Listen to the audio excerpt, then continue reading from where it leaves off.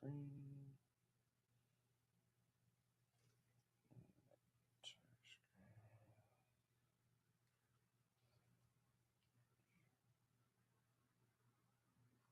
I said back up. What'd I say?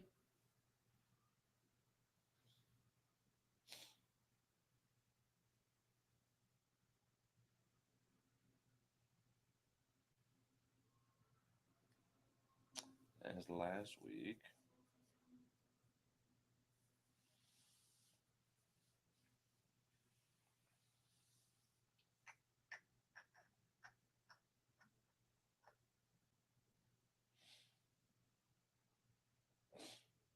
This week.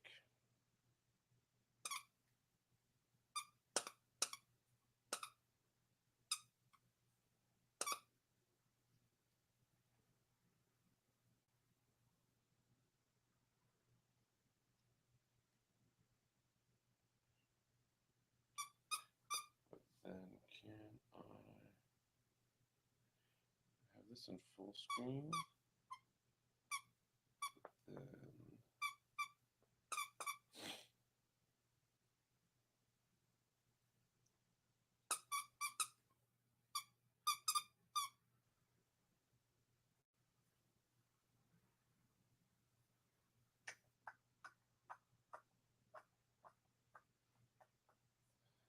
a little bit of technical stuff going on.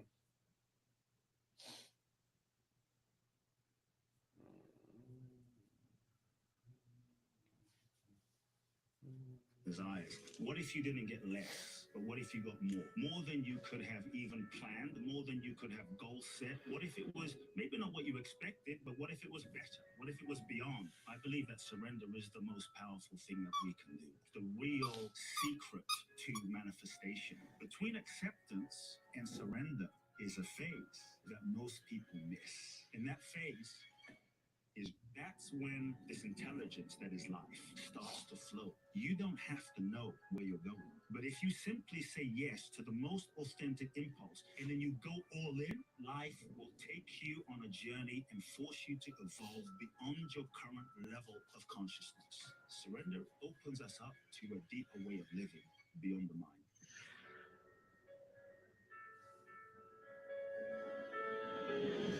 Hey everyone, welcome back to Know Thyself. Our guest today is a spiritual leader and transformational teacher, author of the best-selling books You Are the One and The Magic of Surrender. And for over a couple of decades now, he's been really supporting individuals and organizations finding deeper surrender, acceptance, aligning them with their intuition, and ultimately finding their full potential. Kute Blackson, thank you so much for being here. It's a joy to be here. Let's make some magic, man. Yeah, let's celebrate. By acknowledging that there is a greater intelligence in our life that is guiding us, that the more that we start to tap into and people listen to the content of this conversation, what can the listener today by tuning in expect to get by surrendering and listening to that intelligence? Freedom, like real freedom. I think a freedom to flow, a freedom to be themselves, a freedom to live life, a freedom to express themselves, a freedom beyond their mind, a freedom beyond their past, a freedom beyond limitations, you know. And I think at the deepest level, we all want to experience and feel free. So many of the things that we do and seek and try in life is a seeking for a deeper freedom. And so I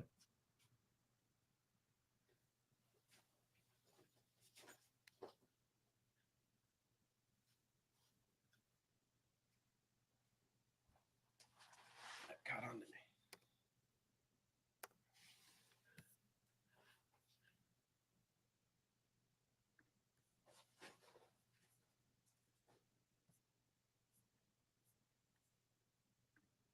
freedom. And so I think from the conversation today, freedom is the promise. Freedom is the way. Beautiful. I think when people hear the word surrender, often they associate it with giving up or submitting to an authority. And I would love for you to share your definition of what it means to live from a place of true surrender, where you're not giving up, but you're giving into a greater flow of life and finding that freedom, because we all have moments of it. It sounds amazing. And to live from that place where it's not a philosophical perspective of surrendering, but an embodied deep acceptance and then surrender to what life is asking of us and wants to emerge through us, is a completely different place. And so can you define how you use the term surrender? Yeah, I think in our culture, there's many different definitions of surrender, many misconceptions of surrender. Surrender is not necessarily seen as this positive thing. Like, we define surrender as giving up, right? As waving the white flag, as being passive. If I surrender, I'm going to be weak. If I surrender, I'm going to be lazy. If I surrender, I'm not going to manifest my goals, dreams, and desires. I mean, based on those definitions, who the hell would want to surrender, you know? I think deep down, we know there's this sense that we need to surrender. Is what we're taught, is what we hear on the spiritual path, but there is a innate resistance to surrendering, which we can talk about. But there's a misconception of what surrender is. Like, if I surrender, I'm going to be taken advantage of. If I surrender, I'm going to get less in life. Who the hell wants less, right? And so I'm actually saying, no, if you really understand the real essence of surrender, real surrender, what if you didn't get less, but what if you got more? More than you could have even planned, more than you could have goal set, more than you could have imagined, more than you could have visualized with the limitation of your conscious ego mind. What if it was maybe not what you expected, but what if it was better? What if it was beyond? When I look at the most amazing things that have happened in my life, right? Meeting my wife, one of the most incredible things, having a child, most of the things we don't plan. We didn't sit there and script out, I'm going to meet my soulmate at the coffee shop on Monday at 7 p.m. and it's going to happen this way. Most of it just kind of happened in the process of living life, in the process of following a sense, an intuition, a feeling. And so what I really want people to know about surrender is, I believe that surrender is the most powerful thing that we can do. That surrender is the real secret to manifestation, like unlimited manifestation, authentic manifestation. That surrender is the real password, you know, to freedom. When I look at the great ones, right? People that have inspired me, a Jesus, a Buddha, Mother Teresa, a Gandhi, a Martin Luther King, a Bruce Lee, a childhood hero of mine, right? Talked about you have to be like water. This dude was a badass. He wasn't weak, but what he was essentially talking about was surrender. You have to be like water. You have to flow. You put water into a teapot, it becomes a teapot. You put water into a cup, it becomes the cup. You have to flow. And so this is the essence of surrender. When I look at who else? Mother Teresa, Mandela. They all of these great ones, for me, they were truly great. They were truly magnificent, not because of their own ego intelligence, right? Or their own ego brilliance or their IQ. For me, what made them amazing and inspiring was they all reached a point in their life, I believe, where they decided to surrender. Maybe the idea of the life that they thought they should live or the path they thought they should take, they had to let that go.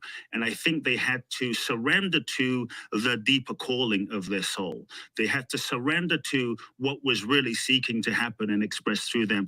And I think when we surrender, it often doesn't take us on the path that we expect. It often takes us on a completely unexpected path, because I think the real intelligence of life is way bigger than your mind. The real intelligence of life is way bigger than anything that you can see, touch, taste, or feel with your physical eyes. So when I look at the truly great ones that have inspired me, they all surrendered. In the surrender, they let go of, they transcended their own, let's say, egos. In that surrender, they tapped into another dimension of life that was beyond their current comprehension. And I think that's when this intelligence that is life, that is living you and breathing us all and functioning us all of existence, that's when this intelligence starts to flow. And that's when I think life begins to manifest through us in ways that we cannot even imagine. And so when we talk about surrender, just to define it, okay, it is a letting go, right, of control, or I should say, the illusion that we are even really in control in the first place. You know, I think there's so many things that are not in our control. So it's a letting go of control. It is a letting go of the idea of who we think we should be, the idea of how we think our life should look. And I think it is an opening yourself. It is an opening oneself, opening one's perception, opening one's availability to allow yourself to become available to life. The old paradigm, I think, is all about asking the question. It's a limited question. What do I want? What do I want? Right? Your podcast is Know Thyself. But if you don't know yourself, how the hell will you know what you want? I think many times what we think we want is simply what we think we want based on who we think we are. And if we're not in touch with the true, authentic essence of who and what we really, really are, then I think what we think we want, our goals, our dreams, our desires, our relationships, our visions, can be projections of traumas and unmet needs and programming from childhood. And so you might achieve everything you thought you wanted, only to realize that what you thought you wanted is not what you really wanted. It's just what you thought you wanted based on who you thought you were. And so for me, the old paradigm sort of ego-based way of living life is, what do I want? You've got to know what you want. You've got to be clear on what you want. You've got to, know what you want, write down what you want, go for what you want, which is great. You can live and create and manifest amazing things this way. But what I have found through my own experience is, in living that way, we will all come to the point where we reach the edge or the end of our ego's capacity to make shit happen, to manifest. And I think that realization is the beginning of life. That realization, I think, is the beginning of surrender. And so for me, the question that you could say symbolizes surrender is a different question. It's an unlimited question. It's a question where we ask, well, what is it that life is seeking to express through me? What is it that life is seeking to manifest through me? What is it that life is seeking to podcast through me, speak through me, write through me, create through me? What is the deepest impulse of what life is seeking to do through me, right? And I think when we can open to that and feel what that is and attune ourselves to that, then we can bring our mind and our ego and our personality in alignment with that deeper impulse, and then structure our lives, structure our resources, structure our finances, structure our money around the deepest expression of what we feel most true. Surrender opens us up to a deeper way of living beyond the mind. Yeah. That deeper way of living seems that you're shifting from asking just what do I want of life, Yeah, to what does life want of me? yes. And I think that if life is going to unfold in ways greater than we could ever have imagined, which I assert we'd all like for that to happen, then by default, the events need to transpire in ways we could not predict, that our Yes. mind, our ego cannot predict. And all those names, all the great people that you admire and have looked up to and that have been inspirations for you, they had their unique essence that emerged through them, which was at times very challenging. They all had struggles beyond belief at various different points of their life. And I feel we all have a unique essence that is trying to emerge from within us. Yeah. And an individual that finds true success to the degree they made space for that unique essence to come through them. And at the same time, we have this conditioning of our personality in the family we grew up in, the society that we were born into, that pulls us into thinking what we should want versus allowing the space to listen to what wants to emerge. And I personally found in my own life that making space for the silence, for the stillness, to examine and to see what comes up, because that is the process of what I feel what is truly emergence, is that it comes from within. It's like a flower that blooms from within, and where the egoic imperative is like a top-down phenomena, this is like bottom up. And I think that just like you share the most beautiful things in your life that have contributed to the most appreciation of life, the most freedom, came from that emergent thing from within you. And so as you've worked with so many people over the past couple of decades, helping them go from ego to soul, from ego to heart-based living, and unlocking their intuition and finding that place of surrender, what do you see as the process to really make that shift from being in the mind and the egoic imperative to finding some allowing of what's there, to the acceptance of what is, to that deep surrender? Like, walk us through the process of how you've seen that become an embodied place people can actually live from. Yeah, one thing I want to say is I think, so just to frame the conversation of what you're saying, is that surrender, I feel, is actually our natural state. It's what is natural to us, even though it feels like this thing that we're a bit afraid of and is far off. And so even though many of us, we are trapped in our ego conditioning, and we live from our ego conditioning, thinking that the version of ourselves that we are, the version of ourselves that we are living, is who we are. This is just who I am, is what we say. It's just me. I'm just this way. But we don't realize that we are actually conditioned from childhood patterns and programming and experiences. And so, to me, the essence of what we are is, our nature is surrender. It's natural. And so the conditioned version of what we are living is actually more unnatural. It's just over time through life has started to feel normal, has started to feel more normal than the surrendered state that is natural. When I look at a child, I have a 15, 16-month-old baby boy, right? And he reminds me of this. He is so free. He is so surrendered. He just flows with whatever arises. He cries when he feels like crying, and then he's done. He's not carrying that shit around. And so he just follows his feeling. And so I think we were all like that once. We all incarnated in touch with that free-flowing energy, with that free-flowing sense of beingness. You look into a child's, when I look into my son's eyes, I see pure light. I see pure divine essence looking at me that is unconditioned, no fear. I mean, to the point where he'll jump off a table. He doesn't know. I mean, he'll run naked through the house and sing. He doesn't know that he can't sing like Bruno Mars, or, what am I going to look like on Instagram? He's just freaking surrendered and being, and life is flowing through him, right? And so this is what is natural. It's what's normal. It is what we are.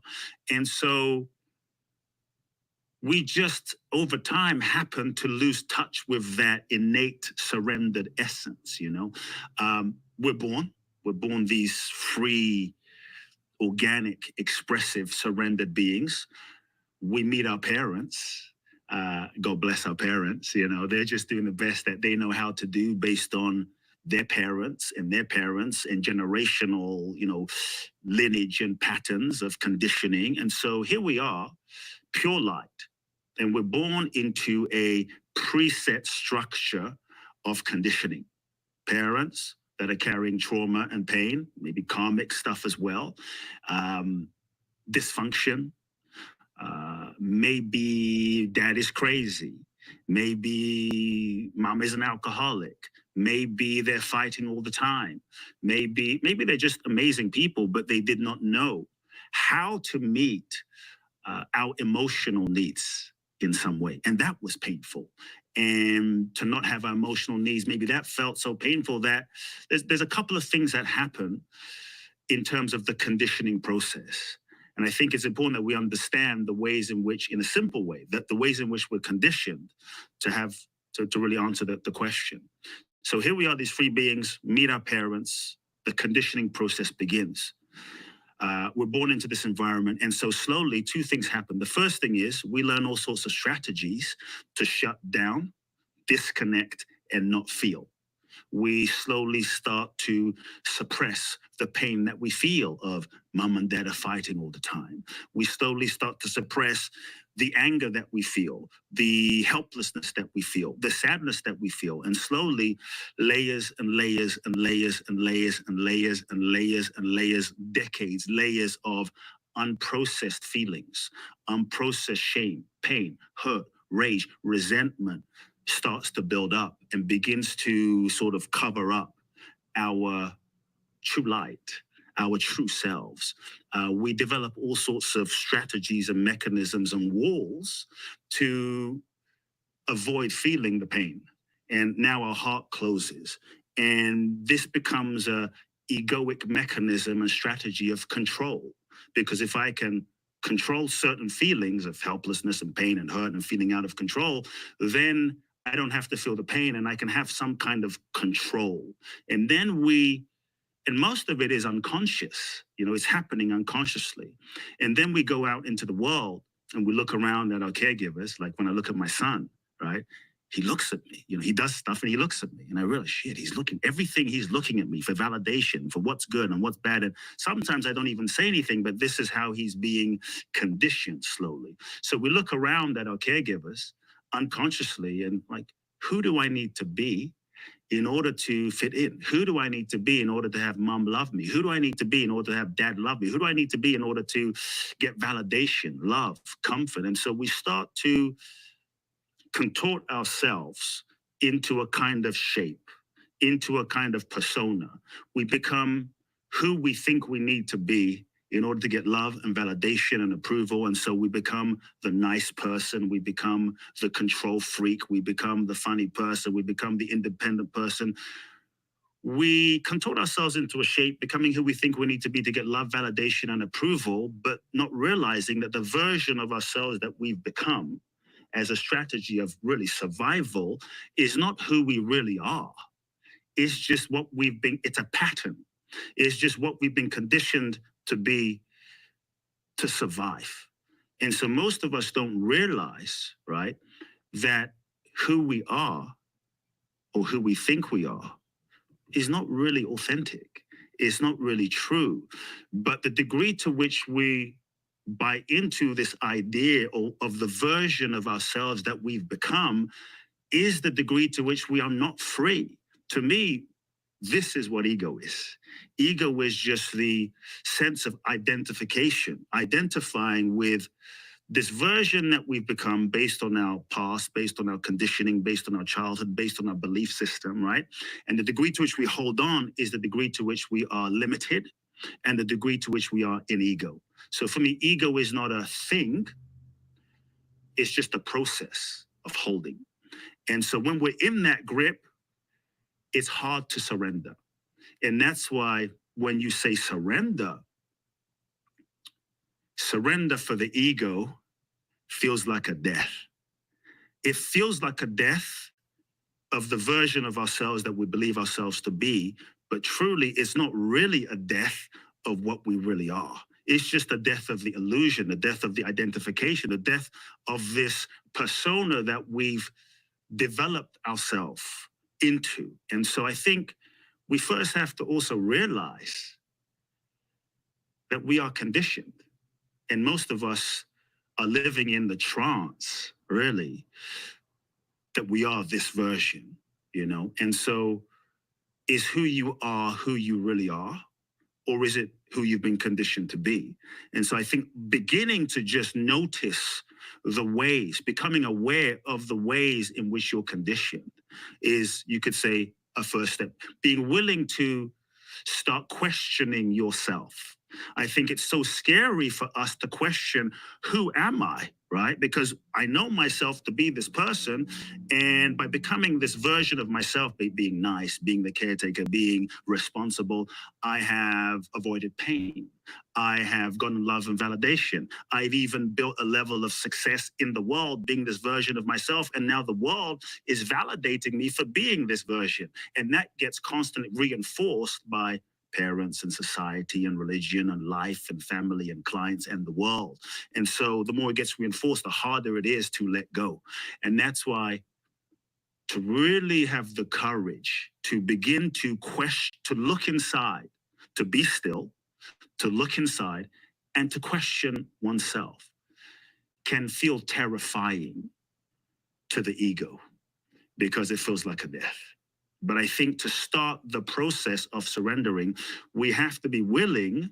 See, first, we're kind of unconscious, living the life that we're living. We're not conscious. I am who I am. I'm just this way. I'm just shy. I'm just nice. I'm just fill in the blank. And we don't question. But then what starts happening is, I think, the strategies that worked for us when we were young, 5, 10, 15, 20, 25, etc., we often reach a point where those ways of being and strategies start becoming limiting and they stop working for us. They start screwing up our relationships, you know. Maybe as an example, you're someone who mom wasn't around, dad wasn't around. That felt helpless. You felt out of control. That felt painful. And so you learned, as an example, you learned to take care of yourself. Screw it. I don't need anyone.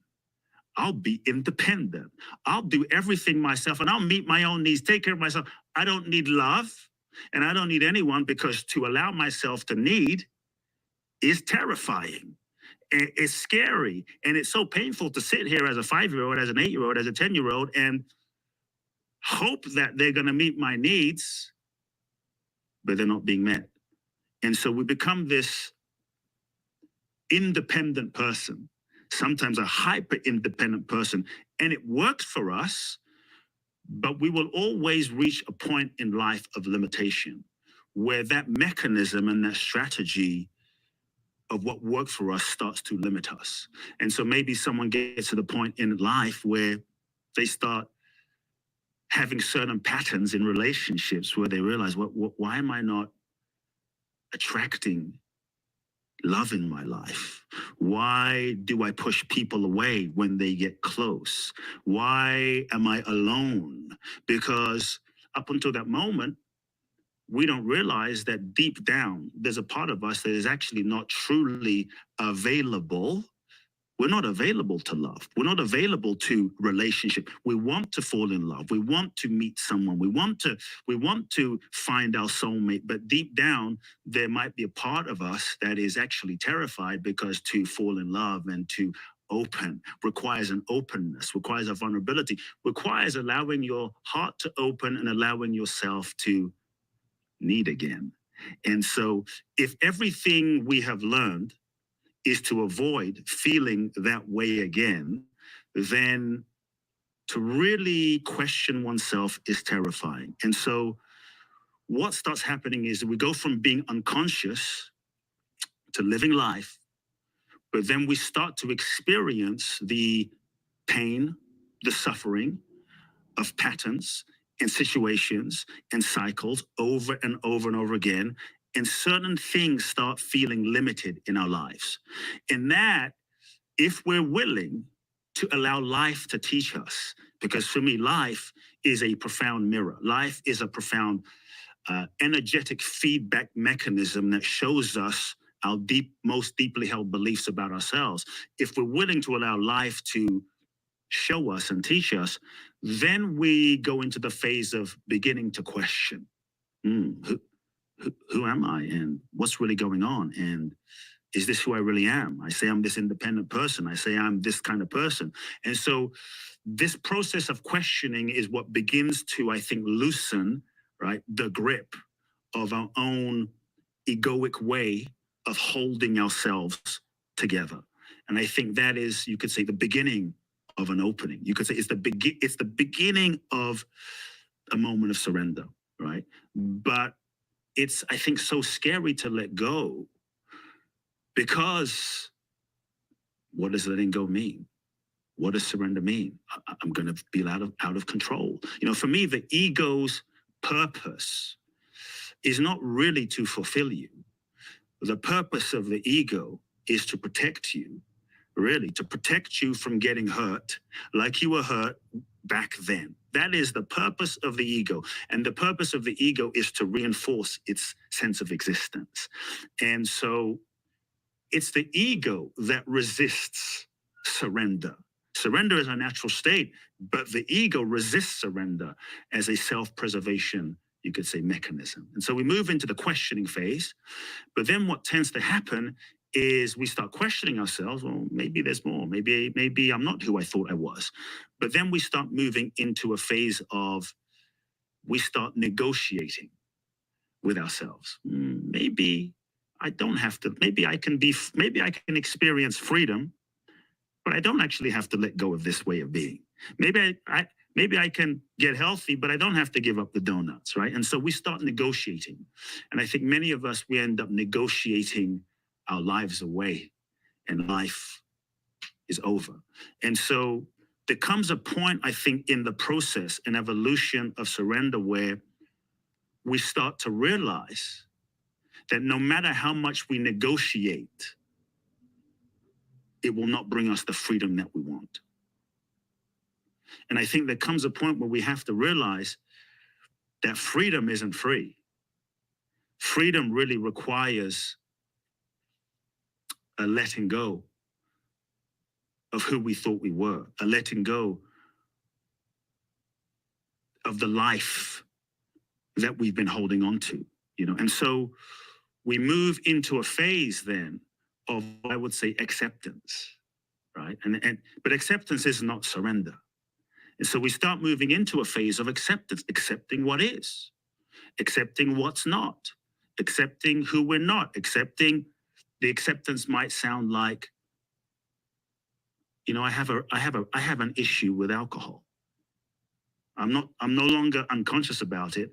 I'm no longer negotiating about it, but we start coming to this humble phase of acceptance. Wow, you know what? I'm not going to bullshit myself anymore. We start to tell ourselves the truth. There is no surrender without truth. And so this starts sounding like, yes, I have a problem with alcohol. I have a problem with donuts. I have an issue. I'm not happy in my relationship. I hate my job. It's no longer working for me. I freaking hate my job. I'm not living my purpose, and it hurts. It's painful to feel the gifts that are inside of me and not express it. We have to be willing to start telling ourselves the truth about what we feel, the truth about what is, and start to feel it. The acknowledgement without necessarily immediate judgment. Action needing. Yes, go. If I surrender, if I tell the truth, kind of creates this sneaky pattern in the mind, in the ego, of confusion. The ego plays a game of confusion. I'm not sure. I don't know. I'm confused. I don't know what to do in this relationship. Deep down, the truth is, you already know. Deep down, there's a part of us that knows if we're really honest, there is a part of us that knows everything. Because I think at the deepest level, we are everything. And so we know. And so this game of confusion that we play, I'm confused. I don't know. What should I do? Is just an ego strategy of avoidance. And so if we can just take the pressure off of ourselves of having to take any action, you don't have to act. You don't have to do anything. You don't have to leave. Just start getting into relationship and acknowledgement of the truth. What is the truth? I'm not happy. Feel that. Just feel it. Let it move through your body. Feel how it feels. Stop resisting it. So many of us, in this process and phase, we distract ourselves. We drink it away. We smoke it away. We sex it away. We weed it away. We social media it away. We meditate it away sometimes, as a spiritual bypass to not deal with the deeper feelings that we've suppressed our entire lives, right? And that just covers up the unresolved issues. And so we stay stuck because we haven't dealt with that stuff. And so we found all of these strategies to not feel the truth and not feel what we feel. So in this phase of acceptance, we have to start allowing ourselves to feel the things we haven't felt, to start letting them go, but also to acknowledge the deeper truth that has always been inside of us. And I think this is a profound phase. It is not acceptance is not yet surrender. I just want to make that clear. And so in this phase of acceptance, there is an opening. In this phase of acceptance, there is a deeper freedom. Yeah, I have a problem with alcohol. Yeah, I'm no longer fulfilled in my relationship. It's no longer aligned for me. It's terrifying to acknowledge the truth because of what does this mean? What might happen to the life I've created? I've invested so much in the life I've created, and now what? Sometimes we get caught up in a trap of success where we've been doing something and it's working. We're successful. People love us. And so we keep doing it. And the challenge is, and what's scary is, we could keep doing it and keep coasting. But if we're honest deep down, many of us, we've gotten to the point where the thing that is working, the thing that we've succeeded at, we are no longer growing in. We are no longer evolving. And so in this phase, I would ask people to sit with a few questions. What lies am I telling myself?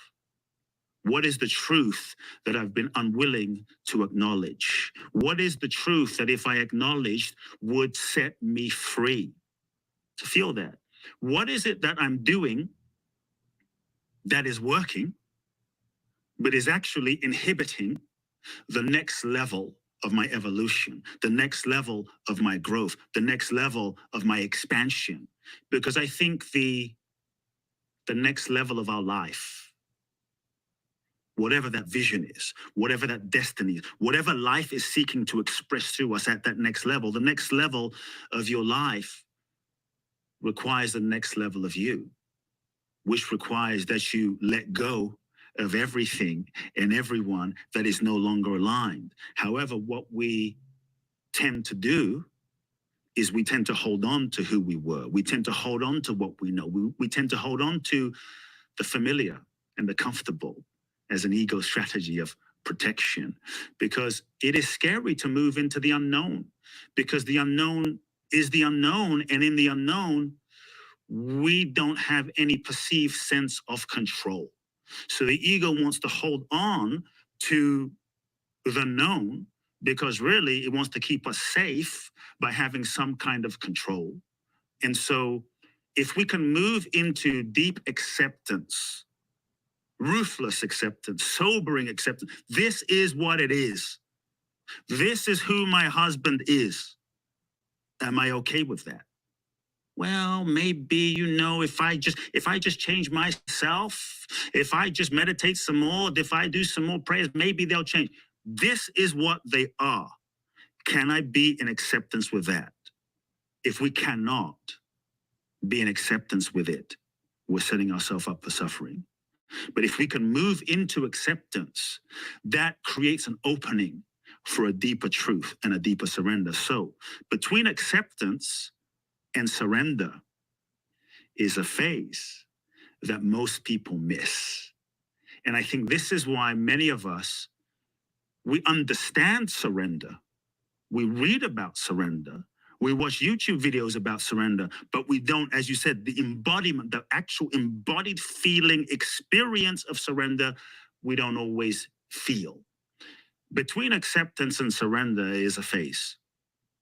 And that phase is grieving. When you truly come to a point of acceptance, this is what is. This is who they are. This is what I am. This is what isn't. It's over. Whatever that might be, the next phase is grieving. There is no true, I would say authentic, real surrender without grieving. Grieving is the acknowledgement of the truth and the willingness to feel and let go. Grieving is the doorway and the portal to true, authentic surrender. But I think in our culture today, we haven't been taught how to grieve. We haven't been taught how to feel. In our culture today, we're kind of taught that, well, if you feel grief or sadness or something negative, just, pop a pill. Just pop this pill and numb it. Don't feel it, buy something online, right? So we're taught to sort of numb the grief. But it's grieving that leads to true surrender. And so I think sometimes we're afraid to grieve because we're afraid that if I truly grieve, I won't be able to handle the grief. It will be too much. It will be too big. If I truly grieve, it will never end. It will last forever.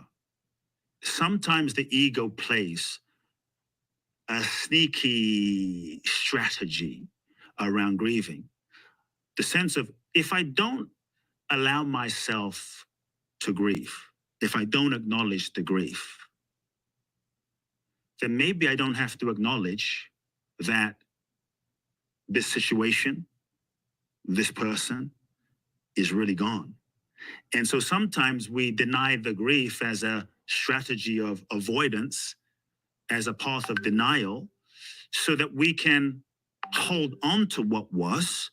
We can all hold on to the person. We can not really acknowledge that the person is gone, my mother is dead, this relationship is over. Because if I don't grieve, I don't have to really acknowledge that it's done. And maybe I can always still hold on to this situation and this person. But I think grieving is the pathway to surrender. And so sometimes some of us, we think, but sometimes people say to me, Coop, but I have grieved, I have felt my feelings, but it doesn't end. I have found that all feelings, all true feelings, have a natural cycle. No feelings last forever. Grieving has a cycle. And if we allow ourselves to authentically, in our bodies, not just up here, feel our feelings fully with awareness and no resistance, surrender to it, slowly in layers, it does dissolve. Layers of grief dissolves. And so when people come to me and they say, Coop, but I feel like I've been grieving, but it doesn't go, what I have found is many times we are thinking about our feeling. We are thinking about the grief, or we are thinking, feeling, but judging the grief, resisting the grief, trying to get rid of the grief in some way. So there's still a part of us that is resisting rather than truly surrendering and feeling the feeling, truly. And so what I would encourage people to do is take all the labels off of the feeling. Don't even call it grief. And just notice and experience where you feel the grief as a sensation. You talked about embodiment. Where you feel the grief as a sensation in your body. Where do I notice the grief in my body? Where do I feel the grief in my body? And if you're able to just allow yourself to experience the sensation fully, without labels, in your body, and notice what happens, what I have found is you will start to see that the layer of that grieving energy begins to dissolve, And so the more we are willing to allow ourselves to grieve, the more we're able to let go of what was, the more we're able to let go of who we were. Because if you're truly surrendering a relationship, surrendering an old way of being, surrendering a phase of your life, it is a death, and there is natural grieving. I remember when I met my wife, it's a whole nother story, but when I met my wife in Brazil, we were together for a few months. And one day I realized there was a part of me that was so sad. You think, what the hell? Like, I met my soulmate, it was my soul, the love of my life, beyond what I could have imagined. I surrendered, and this is what happened. And I kept telling myself, "Good, you should be happy. You should be happy. Like, come on, be happy." But there was a part of me that was deeply sad. It was almost as though I realized there was tremendous grief in the connection. I mean, overall, I was overjoyed. But as we were moving toward the point of getting married, the grief got more and more present. And I began to realize that there was a part of me that wasn't conscious, that had to grieve the end of a phase of my life, that had to fully grieve the end of a sort of single man way of being, an identity. It's not who I really am, but it was just a persona, an identity, a way of being. And it was only through not judging myself, but really allowing myself to grieve the end of a phase that I could truly open and surrender into this new phase of togetherness and union. And so I think grief is that portal into surrender. There is no true surrender. Surrender is the open-hearted participation. Like, you can be in acceptance, but I accept what it is, but I'm still pissed off. I accept who my spouse is, but I don't like it, and I'm kind of, subtly going to withhold love. I accept, but I'm mad. I accept that it's raining outside, but I wanted to go sunbathing on the beach, and I'm mad that it's raining. So I'll begrudgingly accept. So we can be in acceptance, but surrender is the open-hearted participation with the process of life that is happening, where you're willing to not just sit on the sidelines and be in acceptance, but to jump in fully to the experience of life, to whatever is arising, and surf with it and dance with it and embrace it, where you have a willingness to trust that everything is happening for your highest good, even if your ego can't currently see it right now. And even if you don't understand what is happening and why it's happening in this moment, because the ego can't see the entire picture of life. And so often when things don't happen, we get depressed, or we feel we're a failure, or we feel we're mad. And so surrender is the willingness to trust in the intelligence of life, that everything is happening for my highest good, and to participate fully in that, right? To roll your sleeves up. And it's that willingness to say, I will use every experience for my soul's growth and evolution. And even though I don't understand what is happening now, I trust that life will show me. So in another sense, surrender is the willingness to allow life to lead you. Most of us, we're trying to push life. But when you really are surrendered, you're willing to allow life, this intelligent energy that is functioning all of existence itself, is digesting your food, is processing, what you and I are talking about right now, right? You and I, we're not sitting here going, digest. It's just, there is an intelligence that is functioning trillions and trillions and trillions of cells inside of us. And so I think surrender is trusting this intelligence and allowing yourself to allow life to show you, to allow life in its intelligence to lead you. And I think if we are really willing to sort of relax, to stay open and participate fully, you will see that life has its own energy. Life has its own current. Life has its own innate intelligent flow. And I think part of life and part of living surrender is you following, becoming skillful, becoming attuned to following the flow of life. And so in surrender, you become a follower of this sense, of this feeling. And so surrender is the open-hearted participation in the process of life. Look, ultimately, we are souls, right? We are consciousness. We incarnate into this human experience to learn, to grow, to evolve. I kind of feel like life is a school, life is a university for our soul's evolution. And then to me, everyone is our teacher. Everything is a classroom. And so that being the case, the purpose of life is really for the evolution of our souls. And if we, I think, understand that we are not just this physical mind, body, limited three-dimensional mechanism, that who we are is an expression of this infinite intelligence, then that being the case and life being this sort of cosmic university for our soul's evolution, then no matter what we're going through, even if it's difficult, even if it's challenging, even if it's hard, even if it's sometimes traumatic, if we're able to then ask ourselves the question, okay, if everything is happening for my evolution, how do I surrender? How do I surrender to this situation? It's not surrendering even to the situation, because some situations are freaking challenging. It's about, I think, surrendering to the lesson inherent in the situation. And if you're able to surrender to the lesson inherent in the situation, then you stop resisting the situation. You learn the lesson for why you may be attracted to that situation, that dynamic, that experience, that lesson. And I think when you learn the lesson in that situation, in that experience, that's the key that unlocks the door to the next level of freedom, the next level of life, the next level of manifestation, the next level of relationship, the next level of possibility, you know?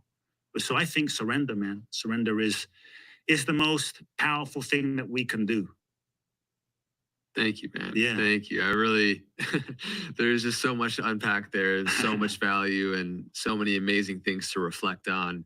And I know your story just goes deep, and I'm excited to unpack some of that stuff further with your life, with your parents, with your wife, all of it, man. A quick share. One tool that can support you in becoming your best self is red light therapy. Red light therapy has over 4,000 peer-reviewed studies, many of which show how it helps with muscle tissue, pain, skin health, testosterone, sleep, mood, hair growth, and so many others. I personally can feel the benefits in real time and often meditate in front of a panel in the morning, and I highly recommend it. There are many brands on the market, but the one I personally recommend and use is Bon Charge. They're a great option for red light devices because they have the lowest EMF on the market, and there's no flicker. They ship worldwide very quickly. They're easy with returns and exchanges, and also have an array of other science-backed products that you can check out, such as blue light blocking glasses, infrared sauna blankets, and more to help you get your best sleep and recovery possible. You can go to boncharge.com/know thyself and use coupon code know thyself to save 15%. That's boncharge.com/know thyself and use code know thyself. All Bon Charge products are HSA FSA eligible, which gives you up to tax-free savings of 40%. I hope you enjoy. Back to the episode. You gave some really important things that I just want to kind of reiterate. You know, I think that first in that process of acceptance, which is like first needs to come before the deep embodied surrender that you were referring to. I love how you invited their perspective to just first admit to the things you're pretending not to know. Yes. And if questions are the genesis of focus, those questions you gave earlier, which I invite everybody to maybe rewind and write down and actually reflect on internally. But where am I currently lying to myself? Where have I not admitted to my current reality that things are the way that they are? Whether or not I'm going to change them immediately is a separate side topic. And then finding eventually to the deep embodied surrendering is, you know, metaphorically, but I do feel that it is literally a death of an identity. You look at the cliche of the caterpillar that before going to the chrysalis literally loses its head in the process of becoming something greater than it previously was. Birth is often a messy process, you know, and birthing the new version of ourselves often is a messy process as well. And so the perspectives you're inviting here are really important, man. I think we all at different points in our life, and we surely know people that set out to become an actor and it's not working out, or they're looking for this relationship and they're really striving and it's not working out. And whatever the thing is we're trying to go after that we want, right? And it's not working out. I want to reflect on that just a little bit more because it's tough when things aren't working out the way we want it, man. We want things to work out how we want them to. That's part of the problem. And the trust in the unknown and the uncertainty is a beautiful place to arrive to, often difficult to work our way through. And I think in the face of that uncertainty, it can be tough to navigate. When is it time to double down? Or when is it time to let go in the process of going after what I want to go after? And I think the place we're coming from when we ask those questions inform that decision a lot. And when we're actually in place of surrender and we've let go our egoic imperative of what we say we want from life, and then we're like, okay, but then there's still a part of us that kind of expects it. I feel like in the death of the expectation of what's going to come in, can something new be born out of that experience, right? Yeah. But when we say we've surrendered and let go, and then you're like, okay, but like now that I've surrendered, like where is that thing? See, it's like there's fake surrender Yeah. and there's real surrender, Yeah. right? And you're hitting some really key themes. So pick up on wherever Yeah. you want to from that, but also, Yeah. man, I would love for you to share a little bit about the process with your mom. Sure. Anything that really feels true for you to share in your own journey Yeah. of having to practice surrender when Yeah. it's not easy. I would love to hear. Look, fake surrender and real surrender. Fake surrender is like, and we've all done this, right? Let's just bust. I've done it. We've all done it. We all do it in some ways. But this can just bust yourself forever, right? Fake surrender is like when you say, okay, I know I need to let this relationship go, as an example. I know I need to let this thing go, and there's let it go so that it comes back to you. So I'm gonna let this go, but I really like so that they come back to me. So there still is this part of you that is attached to some version of an outcome that is still based on your identity. Whatever you manifest and create from your sense of ego identity will be limited because the ego is conditioned from past experience. So it doesn't see the totality of life. So fake surrender is when you say, okay, I'll surrender so that I can get the gold, so that XYZ happens. So there still is a kind of attachment or limited expectation in the surrender. Fake surrender. Real surrender is different. Real surrender is when you know that something needs to shift. You know that if you're honest, yes, it's terrifying, yes, it's scary, but I need to let this go. Like if I'm honest, if I put money concerns aside, if I put what people will say aside, if I put everything aside in my soul, yes, I need to let go. If you feel that, real surrender is the willingness to follow that impulse, to follow that directive without any future projection, analysis of what might or what may not happen when you surrender. Well, if I surrender, maybe this way. If I surrender, maybe it's like, I know I need to let go. This is the guidance I'm given. And if I'm honest and don't BS myself, yes, let go. True and real surrender is the willingness to follow that without any projection into the future of any possibility. Because what I have found is whatever you project into the future will likely be a projection of your ego mind.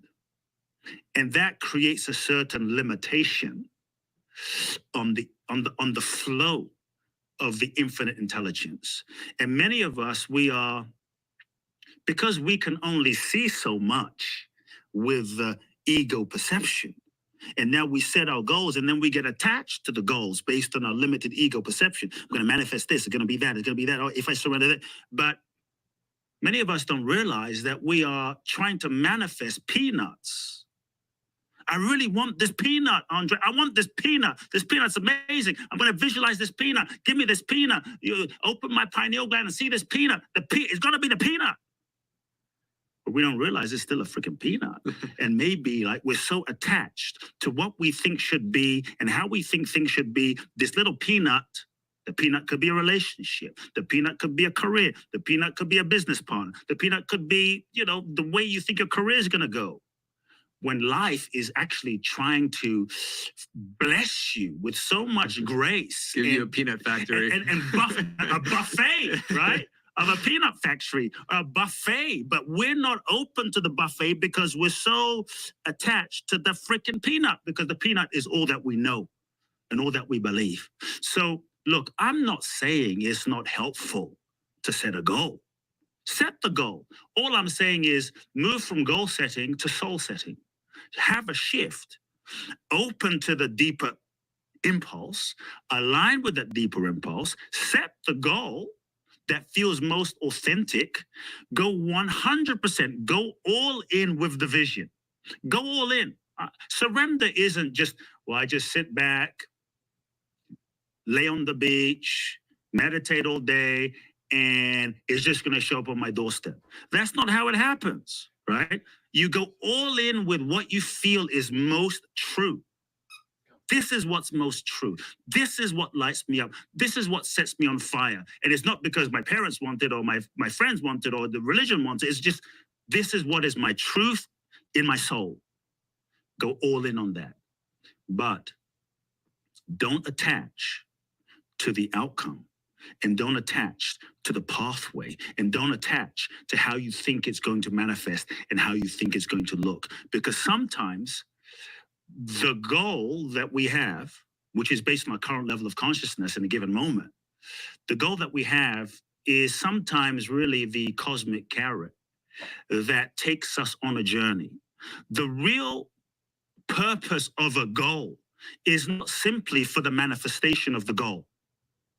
The real purpose of the goal and the process of manifestation is not simply for the manifestation itself. The real purpose of a goal and manifestation is for the process and the journey that the pursuit of the goal takes you on. Who you're becoming in that Who process. you're going to be forced to evolve into, the lessons that you're going to be forced to learn, and who you're going to become in the process of the journey of that goal. That is the real purpose, the evolutionary purpose of the goal. So you could say any real goal, any, I don't say good goal, but any real goal will take you on a journey and force you to evolve beyond your current level of consciousness.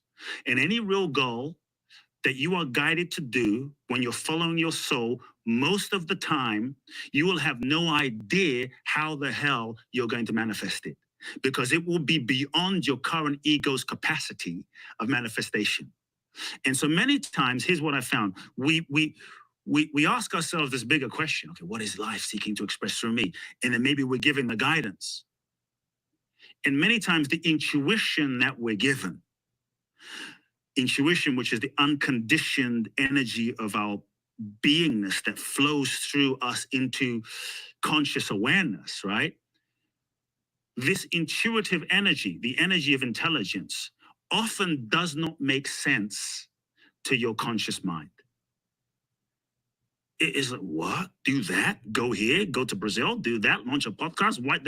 I'm not qualified, what? And so what happens is the mind, the ego kicks in and starts to question, like, what do you mean? And how is this going to happen? And when and how? And so the ego starts kicking in, trying to understand this intuitive guidance with logic, and that over an analysis to try to understand it, which is really a strategy to try to have some control, ends up blocking the true flow from happening fully. And so what I would really encourage is that when you feel this flow, when you feel this intuitive nudging, you don't have to know where you're going. You don't have to know anything. But if you simply say yes to the most authentic impulse, and you take a step and you follow it, and then you go all in, as I've been saying, without attachment to the outcome, you will find that life will guide you, and life will reveal to you exactly what you need for your higher soul's growth and evolution in the process of living life. And so, when things don't go according to plan, and when things don't work out, I think His grace is a higher intelligence, right? Yeah, okay, let's pick an example. I just like to pick just everyday examples. If you think back, you, me, all of us, right? You think back to a relationship. We've all had those relationships where you met the one, right? And you're like, I met the one, she's the one, he's the one. You couldn't imagine not being with that person. You were sure, like, This is the person. And then a few years went by, it didn't work out for whatever the reason. It happens, it's life.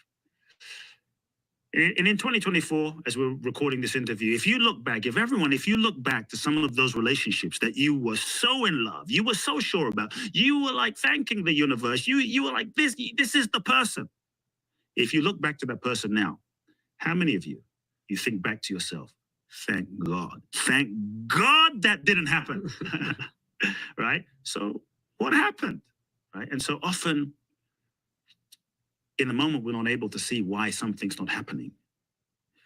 But, there's a few reasons why things sometimes don't happen. Number one,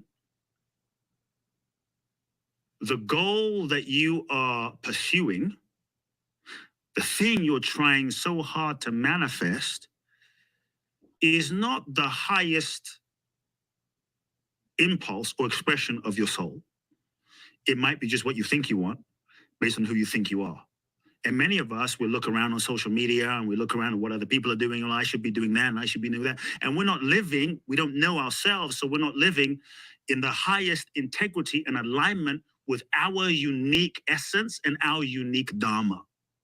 And so when we're not living in alignment with our unique essence and Dharma and flow, then often life gives you feedback, course correction, and things don't quite flow and happen according to the way you thought you wanted. And so for me, this is not failure, this is just feedback. What most of us do is we try to force life. We double down, we work hard, and we try to make something into something that it's not. But trying to force something to be something that it's not doesn't make it so. And even if we do force ourselves to be something that we're not, often it would lead to us feeling unfulfilled. How many times have we manifested something and we're like, this doesn't quite feel like me, doesn't quite feel right, doesn't feel aligned. And so if things don't manifest, first thing I would say, step back, be still, and really ask, what's true? What's real? Is there something more authentic? Is there something more in alignment? Let go of attachment and go, what is more? Is there anything that's more in alignment with my soul that is seeking to express? Is there a deeper truth? And so I think if we can come to that and flow from there and bring ourselves into a deeper alignment with our unique nature, our unique soul print, so to speak, then you will find that things tend to flow and manifest even more. I remember when I was 21, I came to the US when I was 18. And without going into the whole story, I wanted to be the next Oprah. Now, this is before social media was popular. I was like, I want to be Oprah, man. And bro, I literally, people say I did everything. I did everything. I mean, I harassed every agent at William Morris and CAA and UTA. On the street, I found Steven Spielberg in a park and pitched Steven Spielberg in a park. You name it, Richard Branson, David Geffen, I found them, pitched them. I got so much rejection. I was so sure that my destiny was to have a TV talk show. To the point where I was sleeping on a friend's couch. I went all in, risked everything, went broke, pursuing this vision. Long story short, one day I met these managers.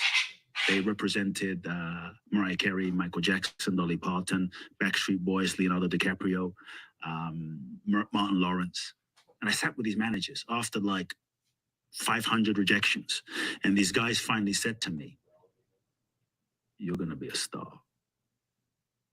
I'm like, really? Yeah, I know that, but I've gotten so much rejection. They said, you're going to be a star. We're going to make you a star. These two guys, they had a company called The Firm. They said, here's a contract. Come back tomorrow, sign it, and let's get to work. Within 18 months, you're going to be on TV and you're going to be a star. Everything I had been seeking, everything I've been working towards. I go home, Andre, I go home. Okay, let me meditate. And I meditate on it. All I heard was no. The entire feeling in my body, in my being. Like if I could have bullshitted myself, but if I was really honest, all I heard was no. I knew this feeling before. So I knew what yes, green light felt like and red light. This was a no. And I was crushed because I wanted this thing, man. I wanted to have impact. I wanted to have fame. I wanted this show. I dreamt about it. I visualized it. I slept it. I dreamed it. I shit it. It was my life. And now my soul is telling me no. What the hell? So I knew that whenever I don't listen to my soul, things don't turn out well. So for some crazy reason, I can't even tell you why, I decided to listen. And I told these guys the next day, I can't do it. And they chewed me out in Hollywood style. And I went into a funk. I went into a grief, depression moment. But the truth is, that set me on such a profound spiritual path, because it forced me to surrender. And I said to God, God, I don't know what the hell you want from me anymore, because I've tried everything to manifest my life and my goals from the limitation of my ego, but I feel like I've reached the end of my ego's capacity to make shit happen. Show me. And that's when I was guided to walk the Camino. That's when I was guided to go to India. That's when I was guided to go to Thailand, study with monks, Israel, meet rabbis. That's when I had some profound awakenings. And that really was the beginning of another level of my spiritual path. And I see now, looking back, that probably at 21, I really was not ready I wasn't ready for anything. But I also see now that it was grace, because I would not have done and wouldn't be doing what I'm doing now at the depth of transformation that I'm doing had I had a show. And so it was a blessing now, can really see it's a blessing. And so sometimes life is often not able to be understood from the level of the mind while you're in it and while you're living it. We're only often able to understand it in looking back in reverse, going, I see how all of the dots of my life fit together, and how the infinite intelligence is this cosmic chess grandmaster moving things around to bring everything into perfect, synchronized structure for us to live our destiny. But it's often we're only able to see it looking back. And so the second reason I think things don't manifest is timing. It's not time yet. Sometimes everything has a season: summer, autumn, winter, spring. And you might say, but I want a mango. I want to eat it now, but it's green. And you can force it. And most of us, we force it and we pick it. And I'm going to eat this damn green mango and I'm going to turn this mango green. But the truth is, everything has a natural rhythm. And I think the more we can bring ourselves into the flow and the trust of the natural rhythm, we live in harmony with nature. We live in harmony with life. And I have found that nature supports itself, the fulfillment of itself. And so sometimes it's not that things didn't manifest. It's just not manifesting right now. I look at my life and meeting my wife and, wanting to meet my soulmate for many years and all of the relationships I went through. It's like, it just wasn't time. It wasn't timing. So I think we have to learn, but what we tend to do is from the ego's perspective, is we want it and we want it now. It's like, damn it, I want the mango now, Andre. And many of us, we're eating unripe mangoes, the unripe relationship. It's like, it's not quite right, but I'm going to make this person my soulmate. You're not my soulmate, but I'm going to make you my soulmate. It's like, what is yours will be yours. I really believe that what is truly yours will be yours, and what is yours can never be yours, even if you try to make it so. And what is not yours, you cannot force it. You cannot force it. Yeah. Now, that doesn't mean, so I'm just going to surrender, and what is mine, what is not mine is mine. So I'm just not going to put any effort, and I'm just going to flow. We have to not confuse surrender with laziness. Yeah, I want to reiterate that, man, because a lot of people conflate surrender with inactivity. And I think of a athlete at the highest level in a championship game who's at the brink of exhaustion, like MJ or Kobe, who's got an injury or is sick. Surrendering in that context means surrendering to what's being asked of you in the moment. And that might be giving everything you have in all of your physical exertion. And in different instances, it might be something completely different. I look back a little bit at my own path and having those moments of confusion, right? Because people see someone like yourself, or maybe, you know, myself, who are like having some sort of relative amount of success, maybe, and forget that there were so many moments of deep confusion, being blinded by ego, not seeing how things were going to work out. And I remember distinctly at like 19, when I was maybe earlier than most, but I was having this kind of existential moment. I was splitting an $800 rent apartment with 2 other people, like just crying in my bedroom because I felt like I was not living life I knew I was capable of living.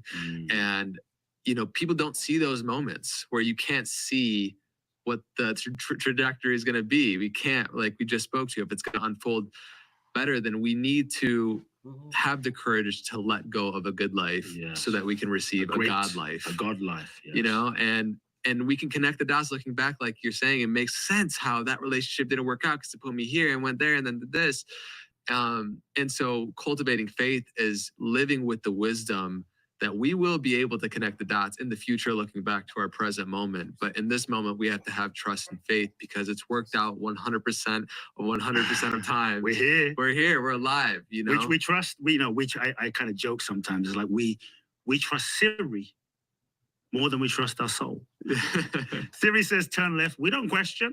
Like, I came here today. Siri said, go here, go up a mountain, go down, go around. I was like, okay, Siri could have taken me to Tahiti, right? But here I am. And so we trust Siri. That is Kurt Blackson. Today is going to be something different. We're going to try an interview.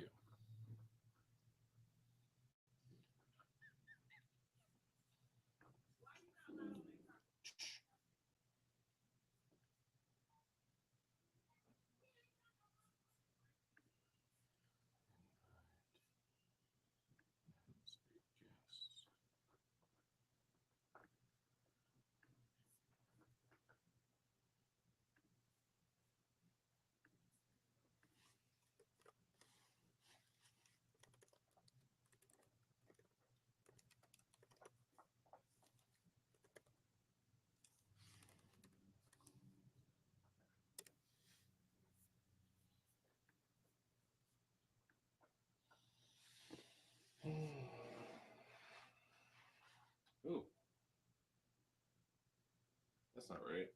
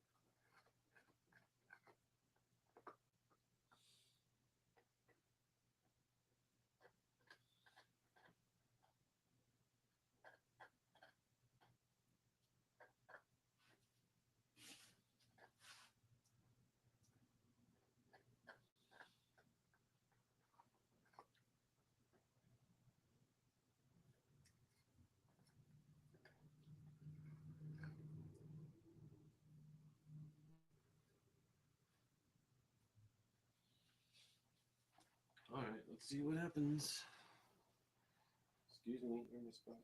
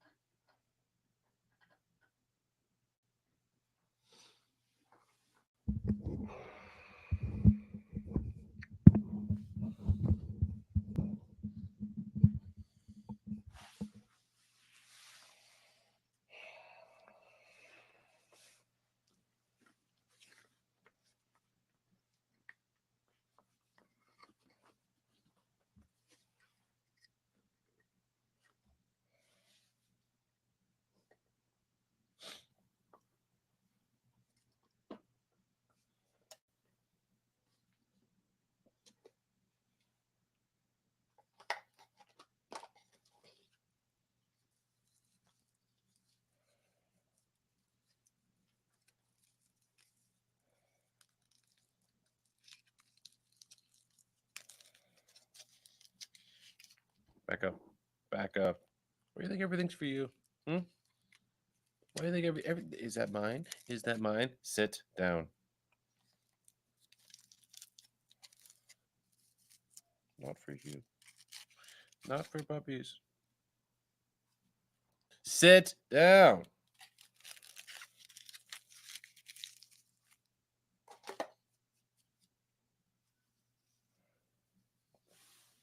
Should probably give you even more indigestion.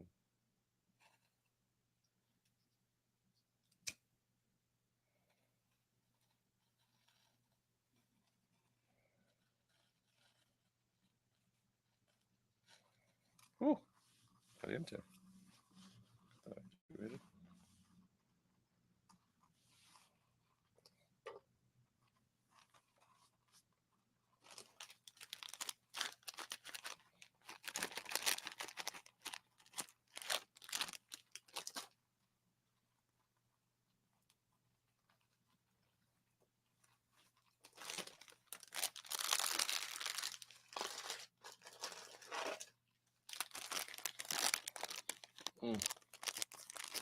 Sit down.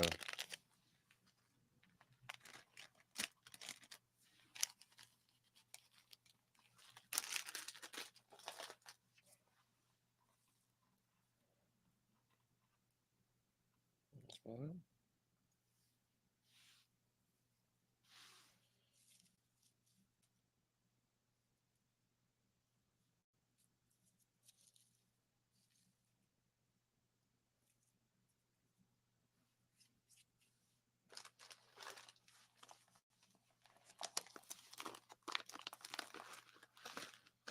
Why are you looking at me like that?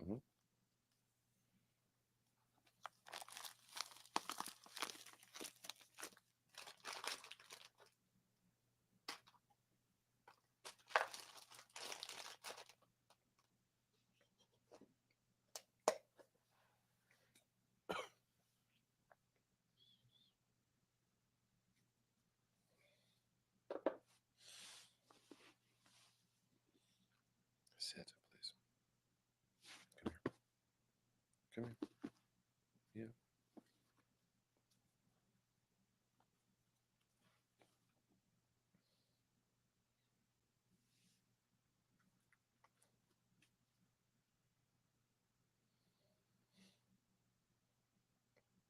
Sit.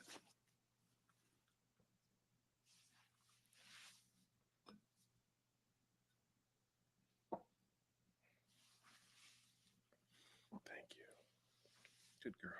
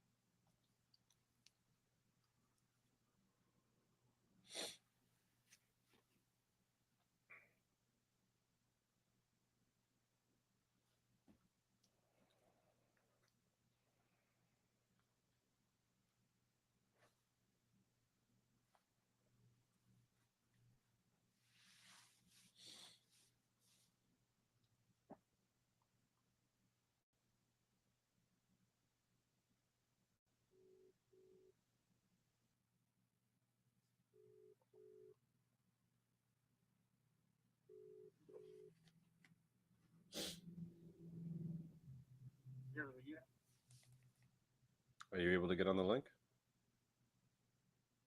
Yeah, I'll text you. Okay.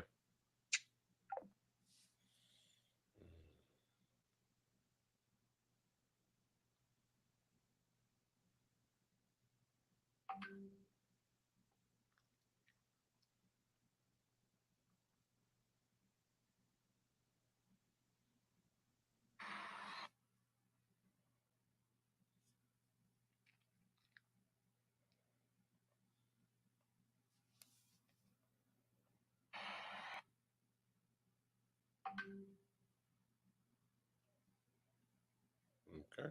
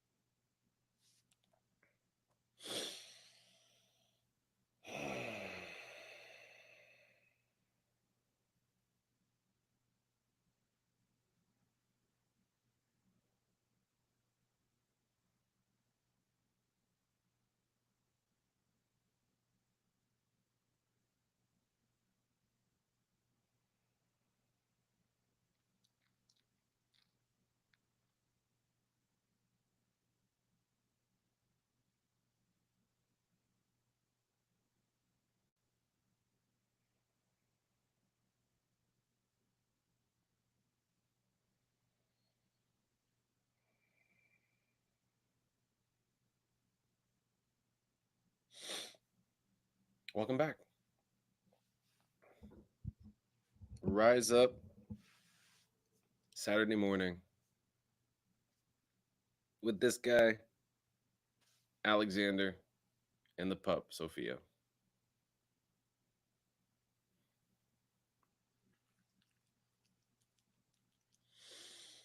I want to begin today with breath work, a little bit of breathing practice, conscious breathing, meditation.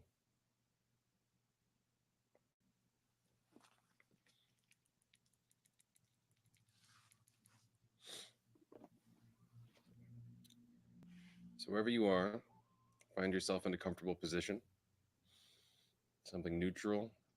You could be seated on the floor or in a chair, on a couch, wherever you may be. And start by closing your eyes.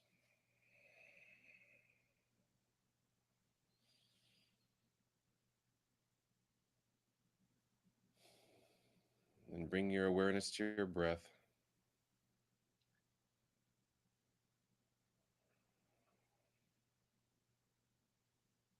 Just notice the natural pace of your inhale and exhale.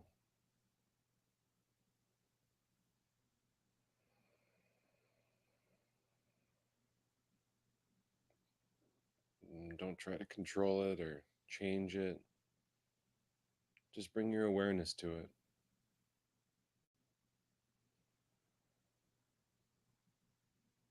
Breathe as naturally as you feel.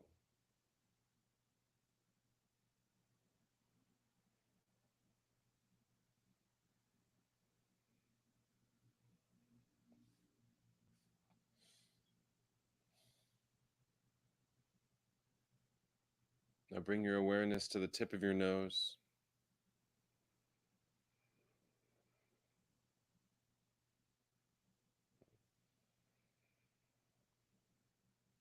Just focus all of your attention.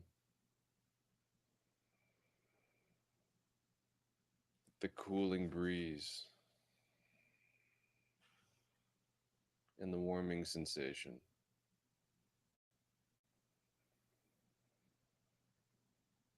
As you inhale fresh, cool air into your body.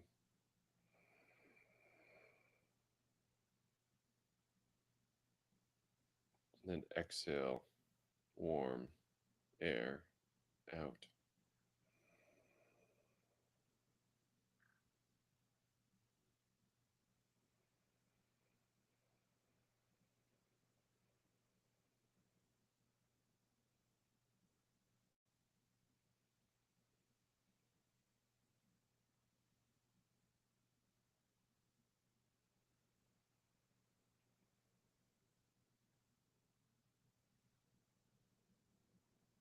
And bring a gentle smile to your face.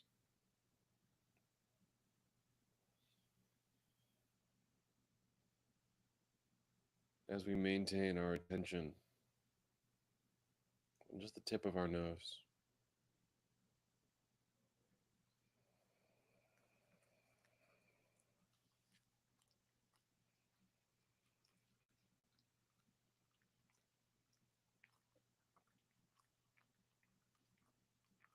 And gradually,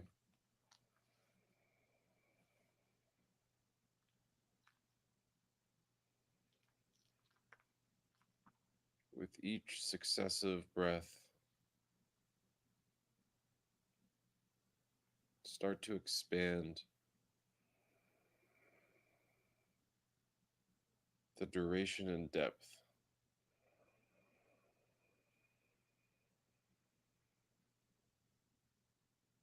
of each breath.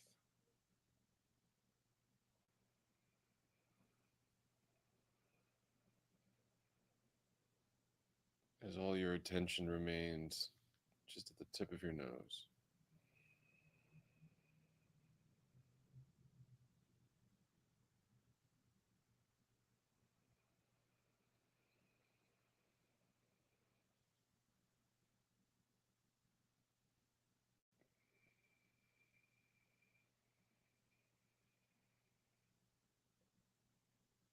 If you were to count,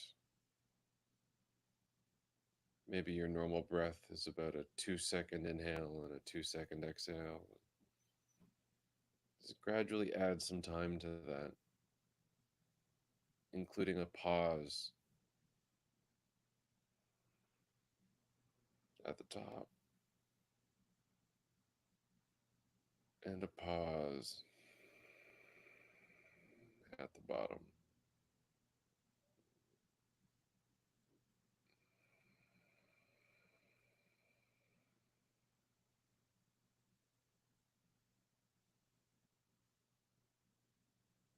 Imagine adding time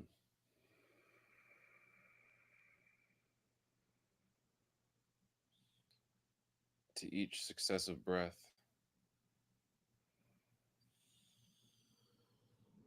Like adding many more grains to an hourglass, so that each time you flip it,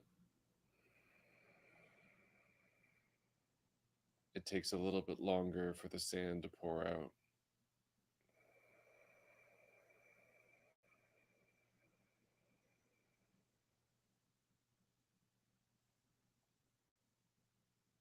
And each time you flip it, you take a little bit more time to intentionally and slowly invert to reset the hourglass.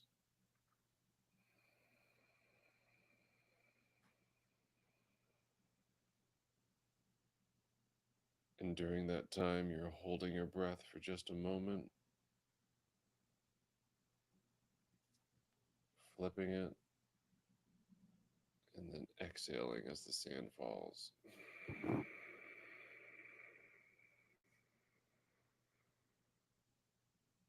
Holding your breath,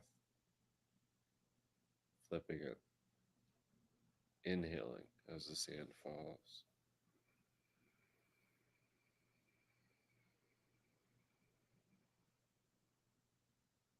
Breath hold. Flip the hourglass.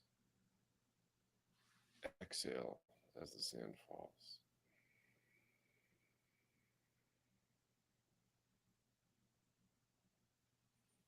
Continue with that mental visualization. We'll do about 7 more breaths.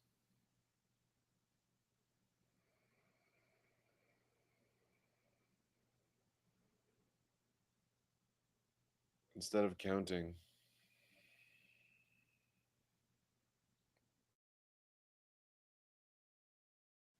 just keep your awareness on that visualization of flipping the hourglass and watching the sand fall.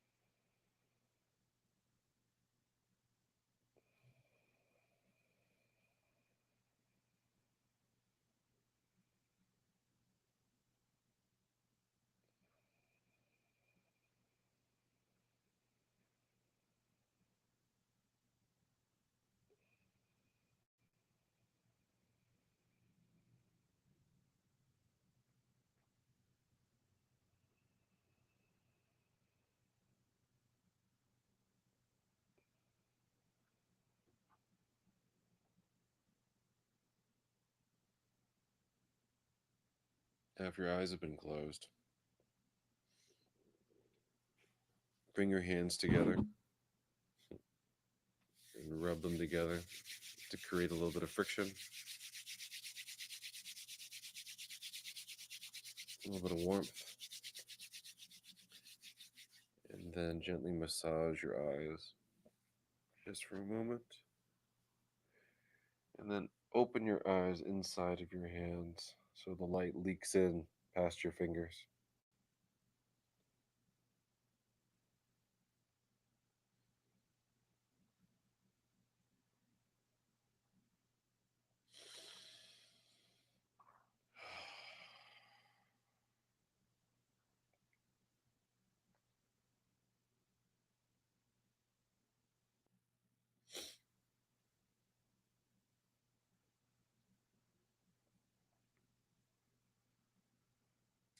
Today I feel this call to talk about the mind.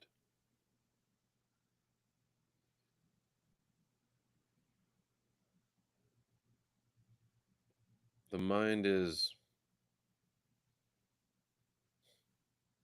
so much greater, so much more powerful than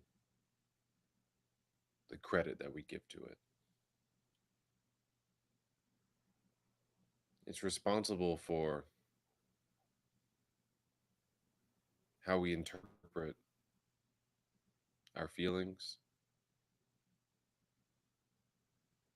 It's responsible for the patterns that we create in our lives. It's responsible for our imagination, some of our memories.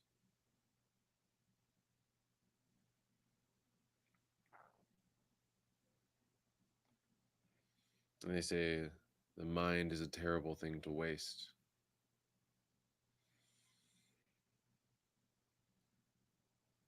Many people live in a trap constructed within and around their own mind, constrained by the limitations of past experience that has led to limiting beliefs from external sources that expect and desire for you to follow along.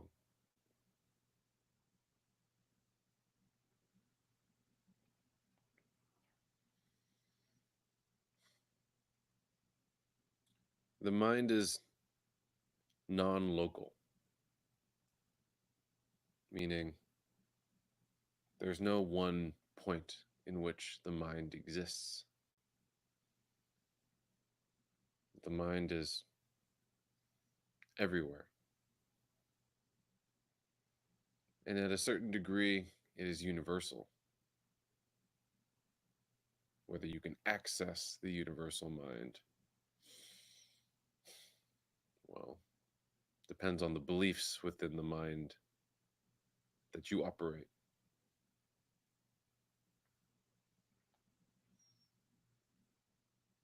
The mind is a visual instrument.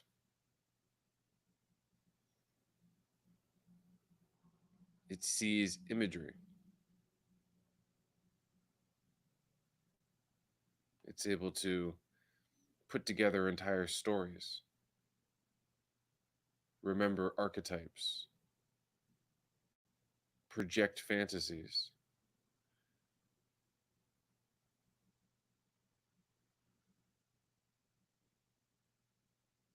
In the breathwork visualization exercise where I had you turn the hourglass, perhaps you put your hand out as I did and physically turned it. Or perhaps you saw it somewhere in your mind's eye. Maybe it was really, really big. Maybe it was really, really small. Maybe it was above your head. Maybe it was somewhere else.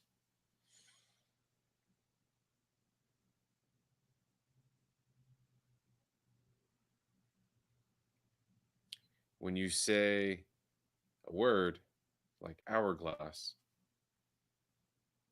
any minds that have had past experience of that can call to the mind's eye the idea of an hourglass. There it is, right there. You can see the shape, you can see the feeling, you can see the texture, you can see the sand inside of it.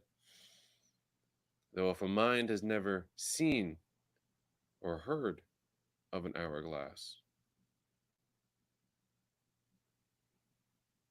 no image comes to bear. Emptiness, void. Someone can describe it to you.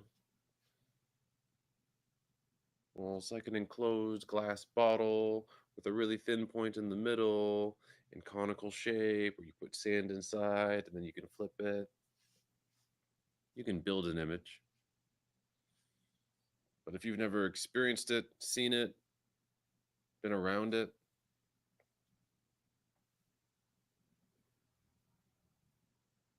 it doesn't exist for you in your mind.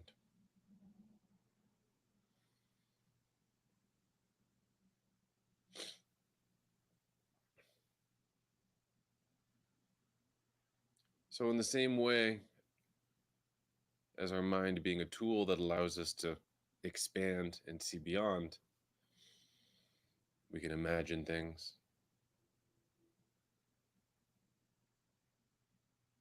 If it's not used to its greatest capacity, it is our strongest limiting factor.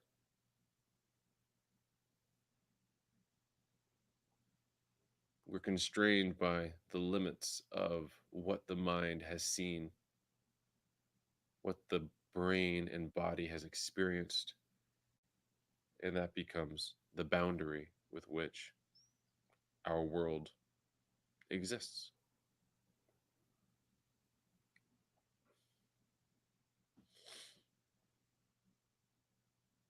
The mind is said to be two components: your conscious and your subconscious.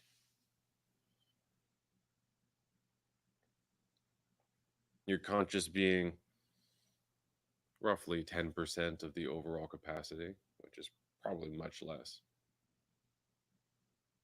right? Less than 1%.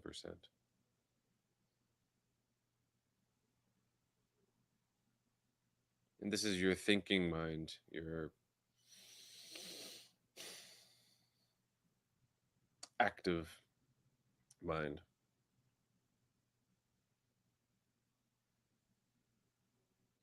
This is the perceiving mind. This is the part of the mind that is very strictly tied to the egoic self.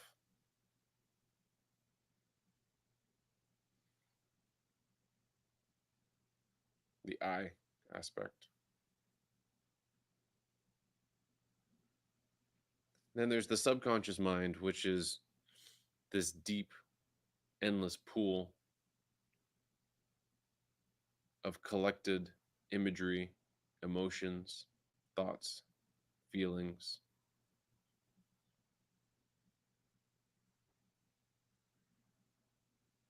That have been gathered and held, that are called upon in every moment. In this subconscious mind is this wellspring of knowledge, and also it's where, well, your true power lies. It's this support structure that creates the world around you.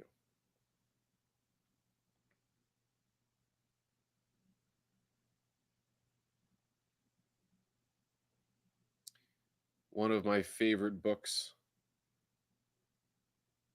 that really opened up my understanding in a very simplistic way.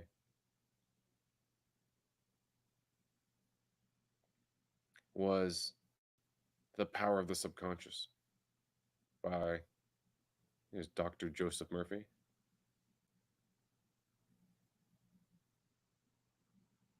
And in this book,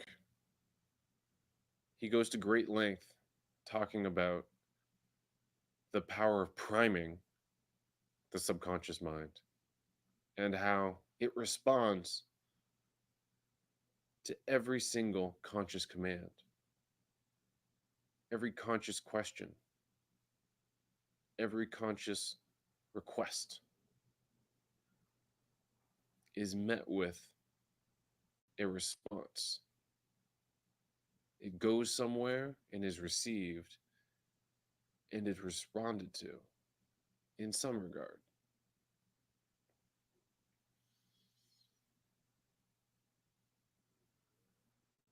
And for me, reading this book was a powerful awakening of my conscious awareness of the power of words, the power of thoughts,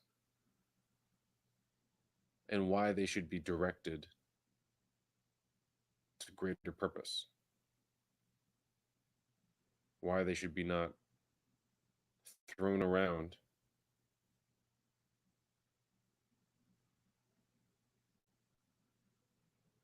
without care for the contents, without concern for their meaning. As a child, you think childishly and you think words are just words. Car is just a car, tree is just a tree, dog is just a dog, and words are just words. I say them and they're funny. I say them and they get reactions from people. I say them and they hurt people. But words are just words.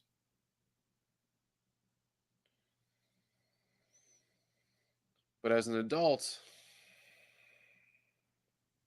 well, we give up childish things. And we start realizing that there's much more to it.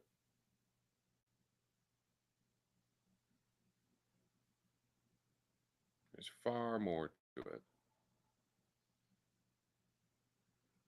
And I grew up speaking English. And as I've been doing more research and just can't even call it research, it's just curiosity.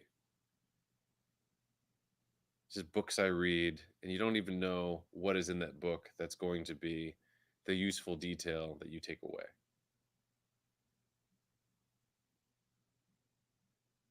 And there was a book handed to me recently. The name doesn't come to me at the moment. I believe it's my realizations and experiences over the last 30 years.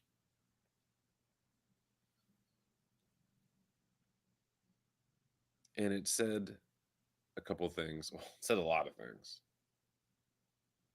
Though there was one statement that truly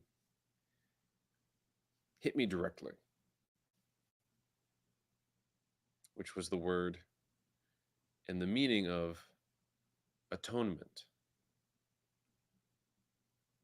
Atonement. And having grown up in a Christian environment,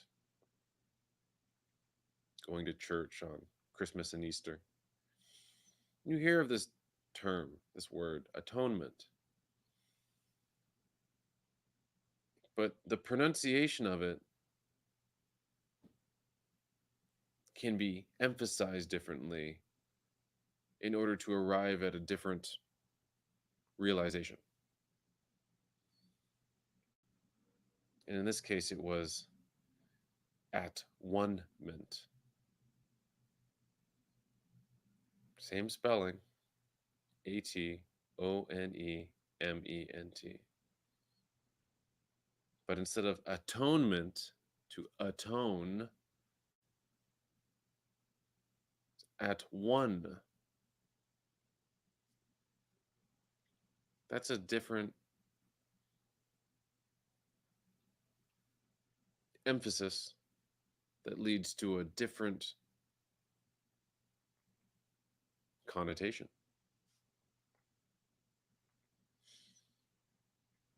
Now, why does that strike me as so interesting?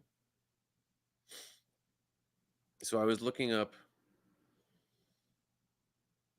Mandarin as a language, and Mandarin is immensely complicated compared to English, and English speakers find it quite difficult, mostly because of its tonal nature, meaning the same spelt word and sign expressed with different tonal intonation arrives at completely different meanings. For example, ma, ma, ma, ma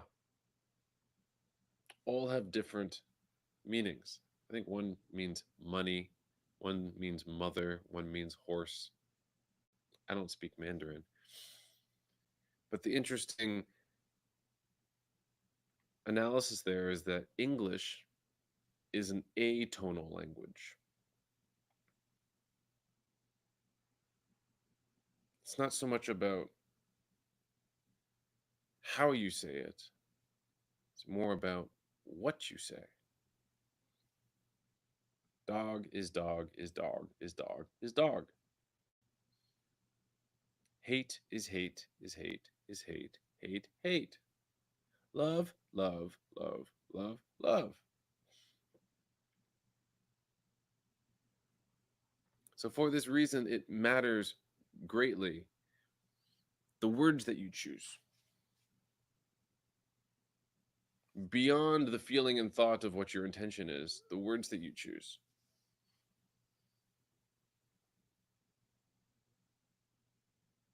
And we go to school in the West, and we have our core curriculum. And in elementary school, when they start teaching you the alphabet, after that comes spelling. Spelling. Putting together sounds to spell words. These words have power. And it's amazing how it's woven through our educational curriculum to give us this innocuous understanding, this benign belief that, well, it's just, yeah, spelling. Yeah, we spell words. But then you go and watch the Disney movies and you go and watch the TV shows, and they talk about witches and wizards casting spells. It's right there in front of your face.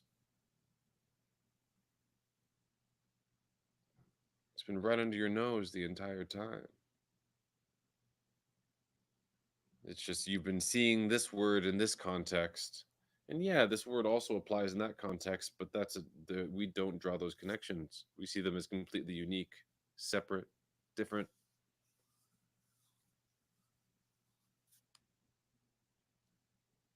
There's a connection there.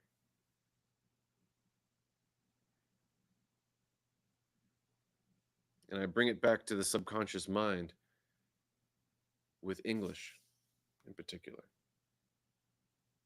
as an atonal language. The words that you select to speak into the world is casting the spells of your conscious mind. And where does that go? It goes into your subconscious. And from there, it ruminates, and it gestates, and it responds.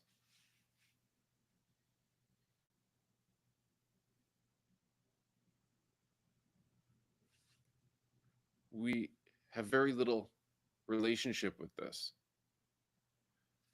We like to say, or I've heard many times, it's not what you say, it's how you say it.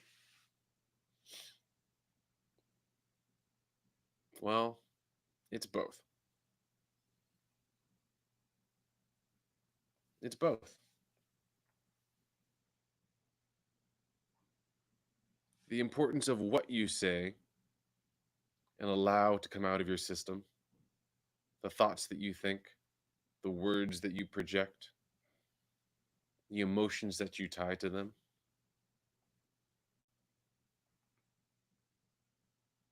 And how you express it matter. But the how you say it is more about feeling. So what emotion have you tied to it? Remember, English is an atonal language, but you can still attach emotion, emphasis to the words that you speak by how you speak them. Are they being spoken from the heart? With love, caring, tender, kindness, forgiveness? Or are they being spoken from somewhere lower? Greed, anger, lust, desire, even lower than that. Hatred, vitriol, disgust. Are they being spoken from the mind? Trying to be thoughtful.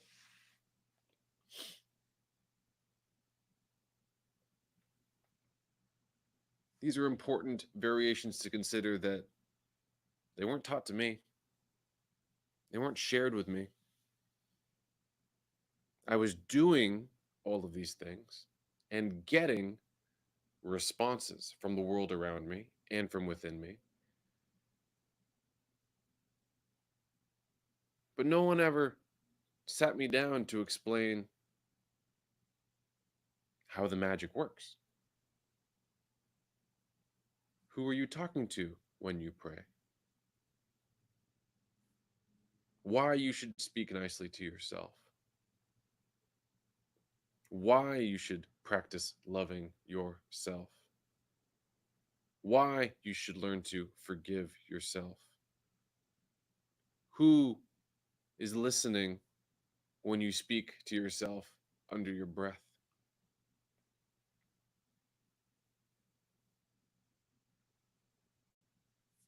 The conscious and subconscious combination of your mind makes it as if there is a silent passenger within you. A silent passenger. Someone who's always listening, taking notes, and acting on your wishes.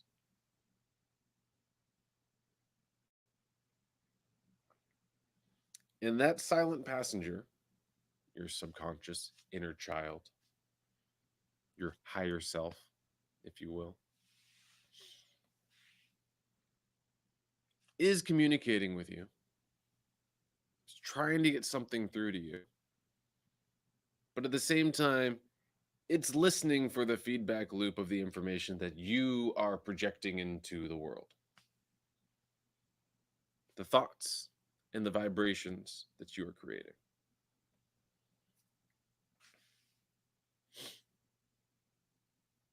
So when you speak good things, it's not just a matter of programming yourself to say positive things so that you feel more positive or you're filling more of your airwaves with positivity. It's a matter of programming yourself to get into the flow of providing yourself with positive support. Because you're taking your 1, 5, 10% of your conscious awareness and capturing that and being consciously aware to the point where you're choosing and feeling good things to cast those into the world so that they are received by your silent passenger who takes notes. Says, oh, you enjoy this. This makes you happy. Great. Okay. Oh, this makes you smile. This gets you excited. Okay. Great. Okay. This is something that they're listening. And they're going to reinforce whatever it is that you've been casting into the world. And this is just one part of this feedback loop, right? Your silent passenger is also watching the content that you watch. When you consciously get sucked into wanting to watch some movie or listen to some music, your silent passenger is getting way more than what you're getting.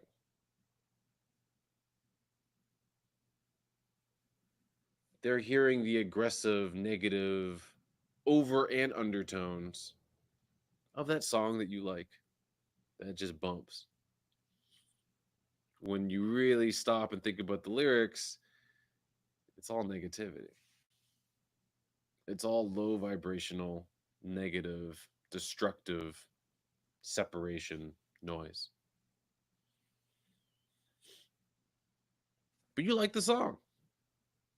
Oh, this song sounds so good. It gives me goosebumps. But then your silent passenger, your subconscious mind, is hearing everything. It's collecting all of those negative impulses, those negative signals. I don't want to pick on any genre of music, but you know what I'm talking about.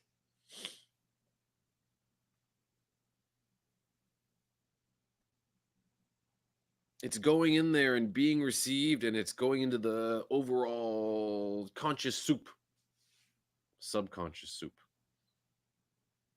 to be served up when you consciously least expect it, to come back to you when you say something, you're like, why did I just say that? Where did that come from?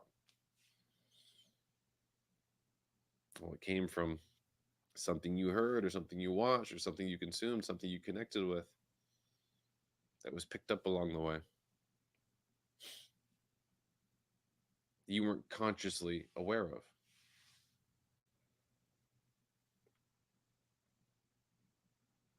So the things that you see, things that you eat, things that you touch, things that you hear,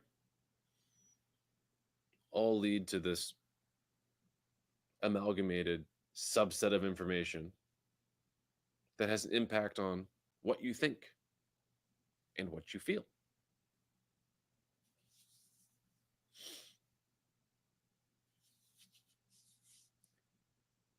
My personal understanding of an intention, when we get to talking about manifestation and how we manifest things into our life, I've talked about this before.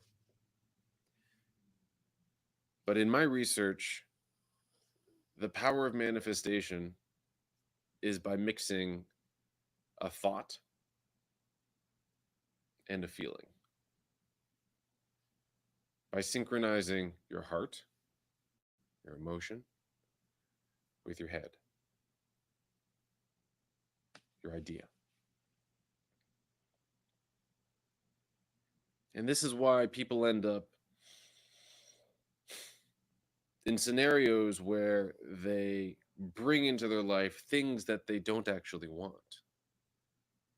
things that they don't like.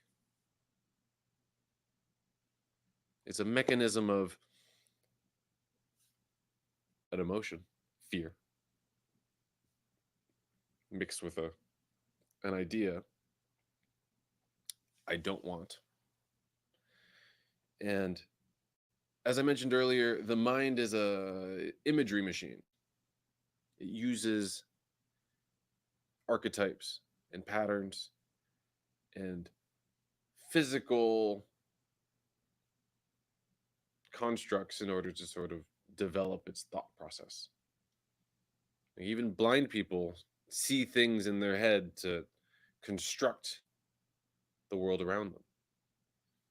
Never seen anything, but still there's patterns, there's shapes, there's structures, there's whatever it feels like will fit in there.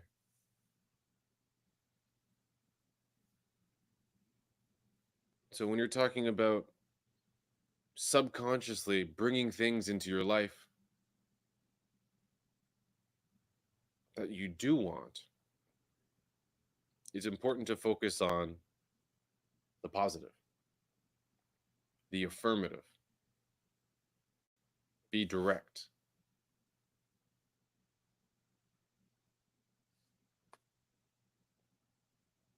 While I was traveling in India, you're around other conscious seekers. So you get this vibratory reinforcement of the people around you, and you feel this degree of safety, this degree of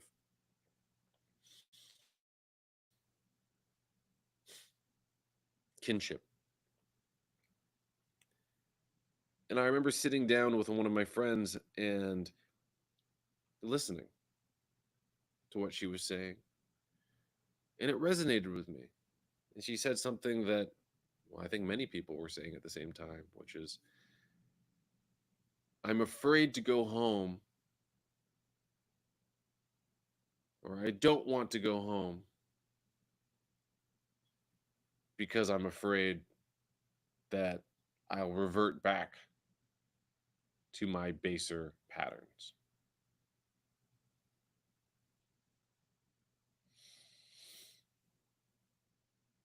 And when she said this to me, I kind of stopped for a moment and I was like, did you just hear what you said? Like, we're here talking about how to improve and understand our subconscious space and bring that more into our conscious awareness. And we have all done it. We fall into these little traps.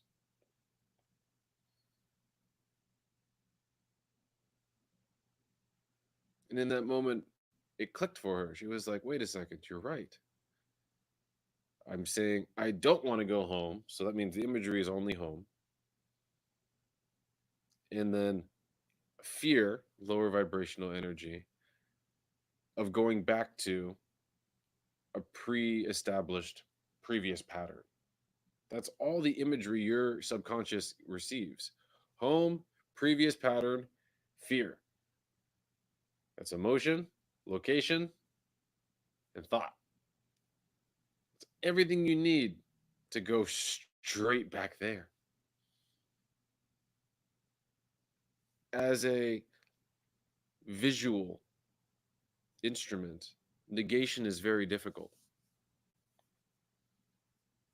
Something that doesn't exist doesn't exist. But something that does exist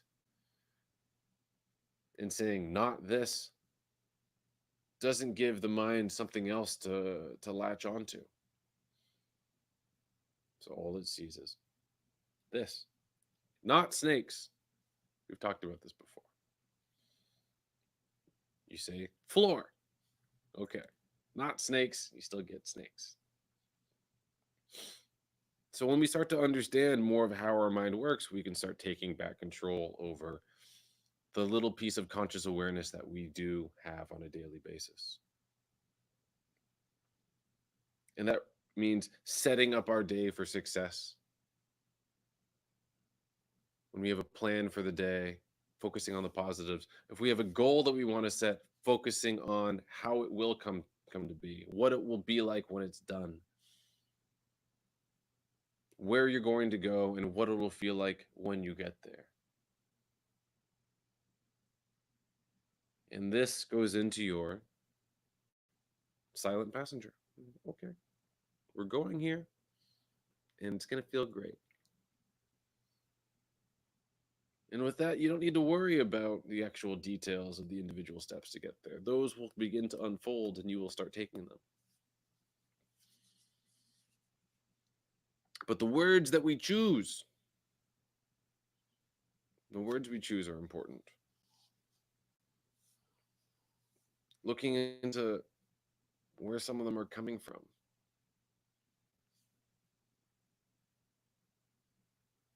Figuring out a way to consciously circumvent them. Here's a word in the English language that has become more problematic for me. Understanding. Understanding. You're like, yeah, understanding is good. Well, when is being under anything actually a good thing? Under protection? Maybe. I'd like to be overprotected. But I started seeing a replacement for this, which is inner standing. Inner standing.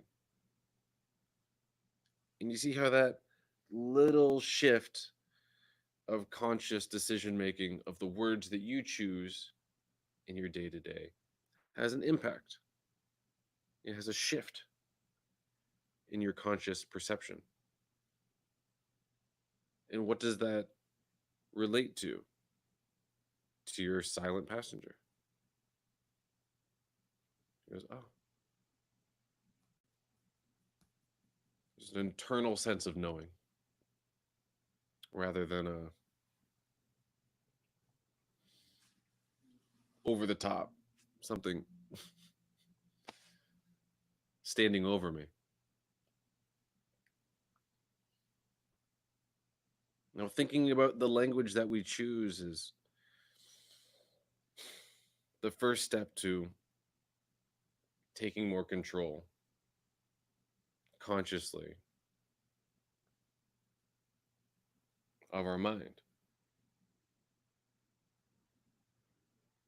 It wants to go in all these different directions and is attracted to all of these different things because of all of these sensations it's picked up on.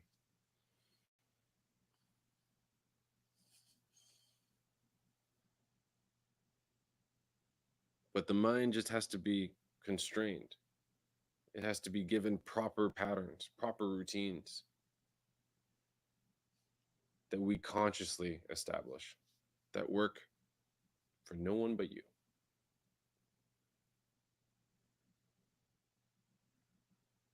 And as you establish these conscious patterns, you reinforce them with positive thoughts and positive feelings. Moving towards some ultimate goal. Not just doing the routine for the sake of doing the routine, but growing towards something.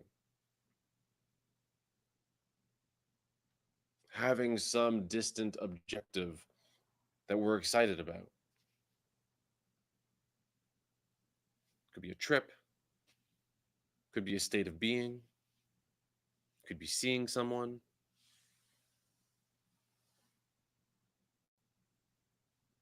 Could be going to some place you've never been before.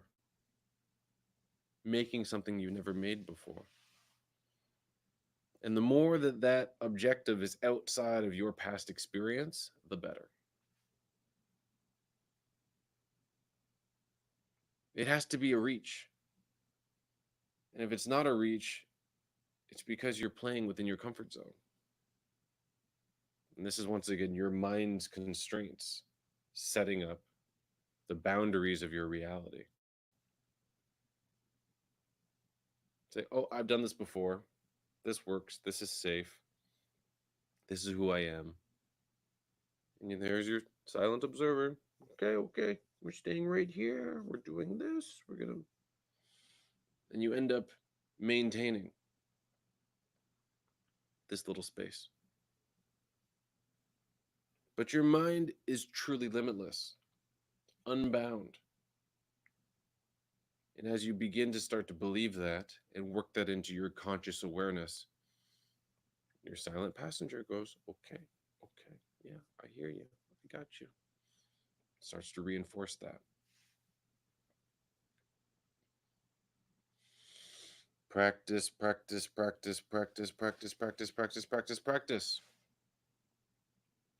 Every moment of every day is an opportunity to practice more mindfulness. And as we collect these little grains of sands of accomplishment, eventually, well, you have a little bit of cultivated awareness, more than you had yesterday. Bit by bit, day by day.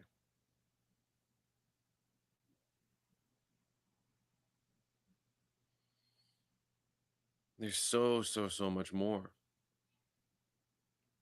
There's so much more. There are people around this planet who are truly able to think of and open up to the possibility of miracles.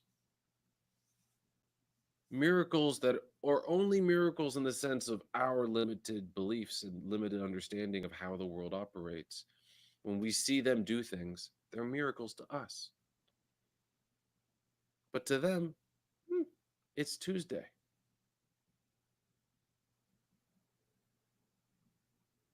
I've seen it with my own eyes. I've heard many countless stories, and so have you. But just like spelling has been taught to us in school and taught to us in a way to strip away the true power of what's inside of it, this idea of miracles is taught to us like this far distant past phenomena.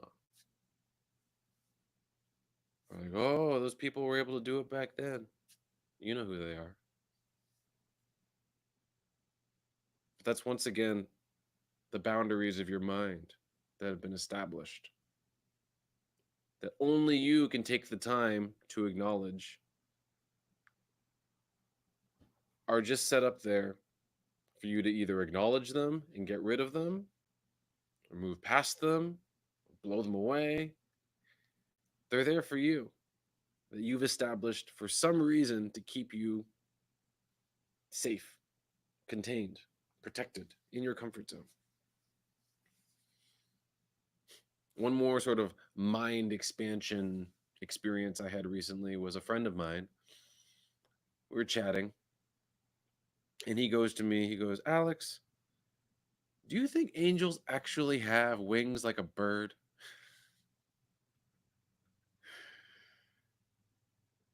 And it hit me in that moment. I was like, oh, that's actually a very astute point.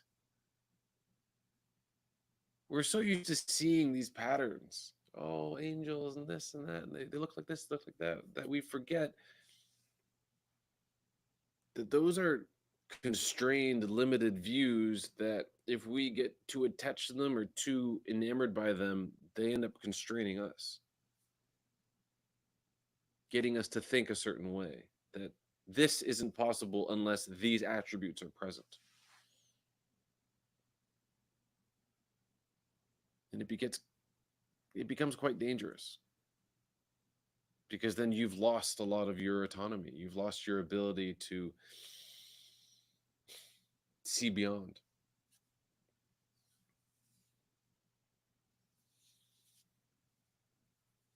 So it's important to reclaim our mind. Take responsibility of how it works. Do our best to move it towards the positive direction, filling it with good thoughts, good feelings, and then let our silent passenger take note. Oh, okay. Looks like we're thinking and feeling good today. Oh, okay. I think I'll give a little bit more of that. I'll give you more to think and feel good about. And let that reinforcement start. oh, it looks like we're thinking a little bit outside the box today. Maybe we'll expand our thinking a little bit more. What more is possible?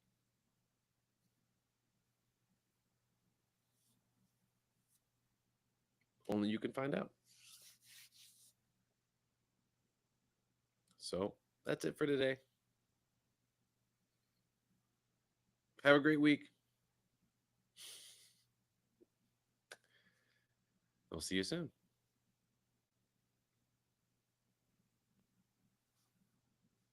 Sophia. Oh, hello.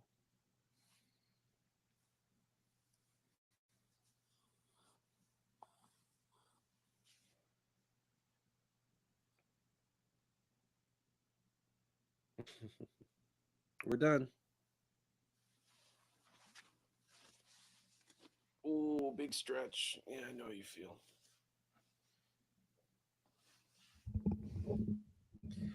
Thanks for joining. Ooh, see you next time.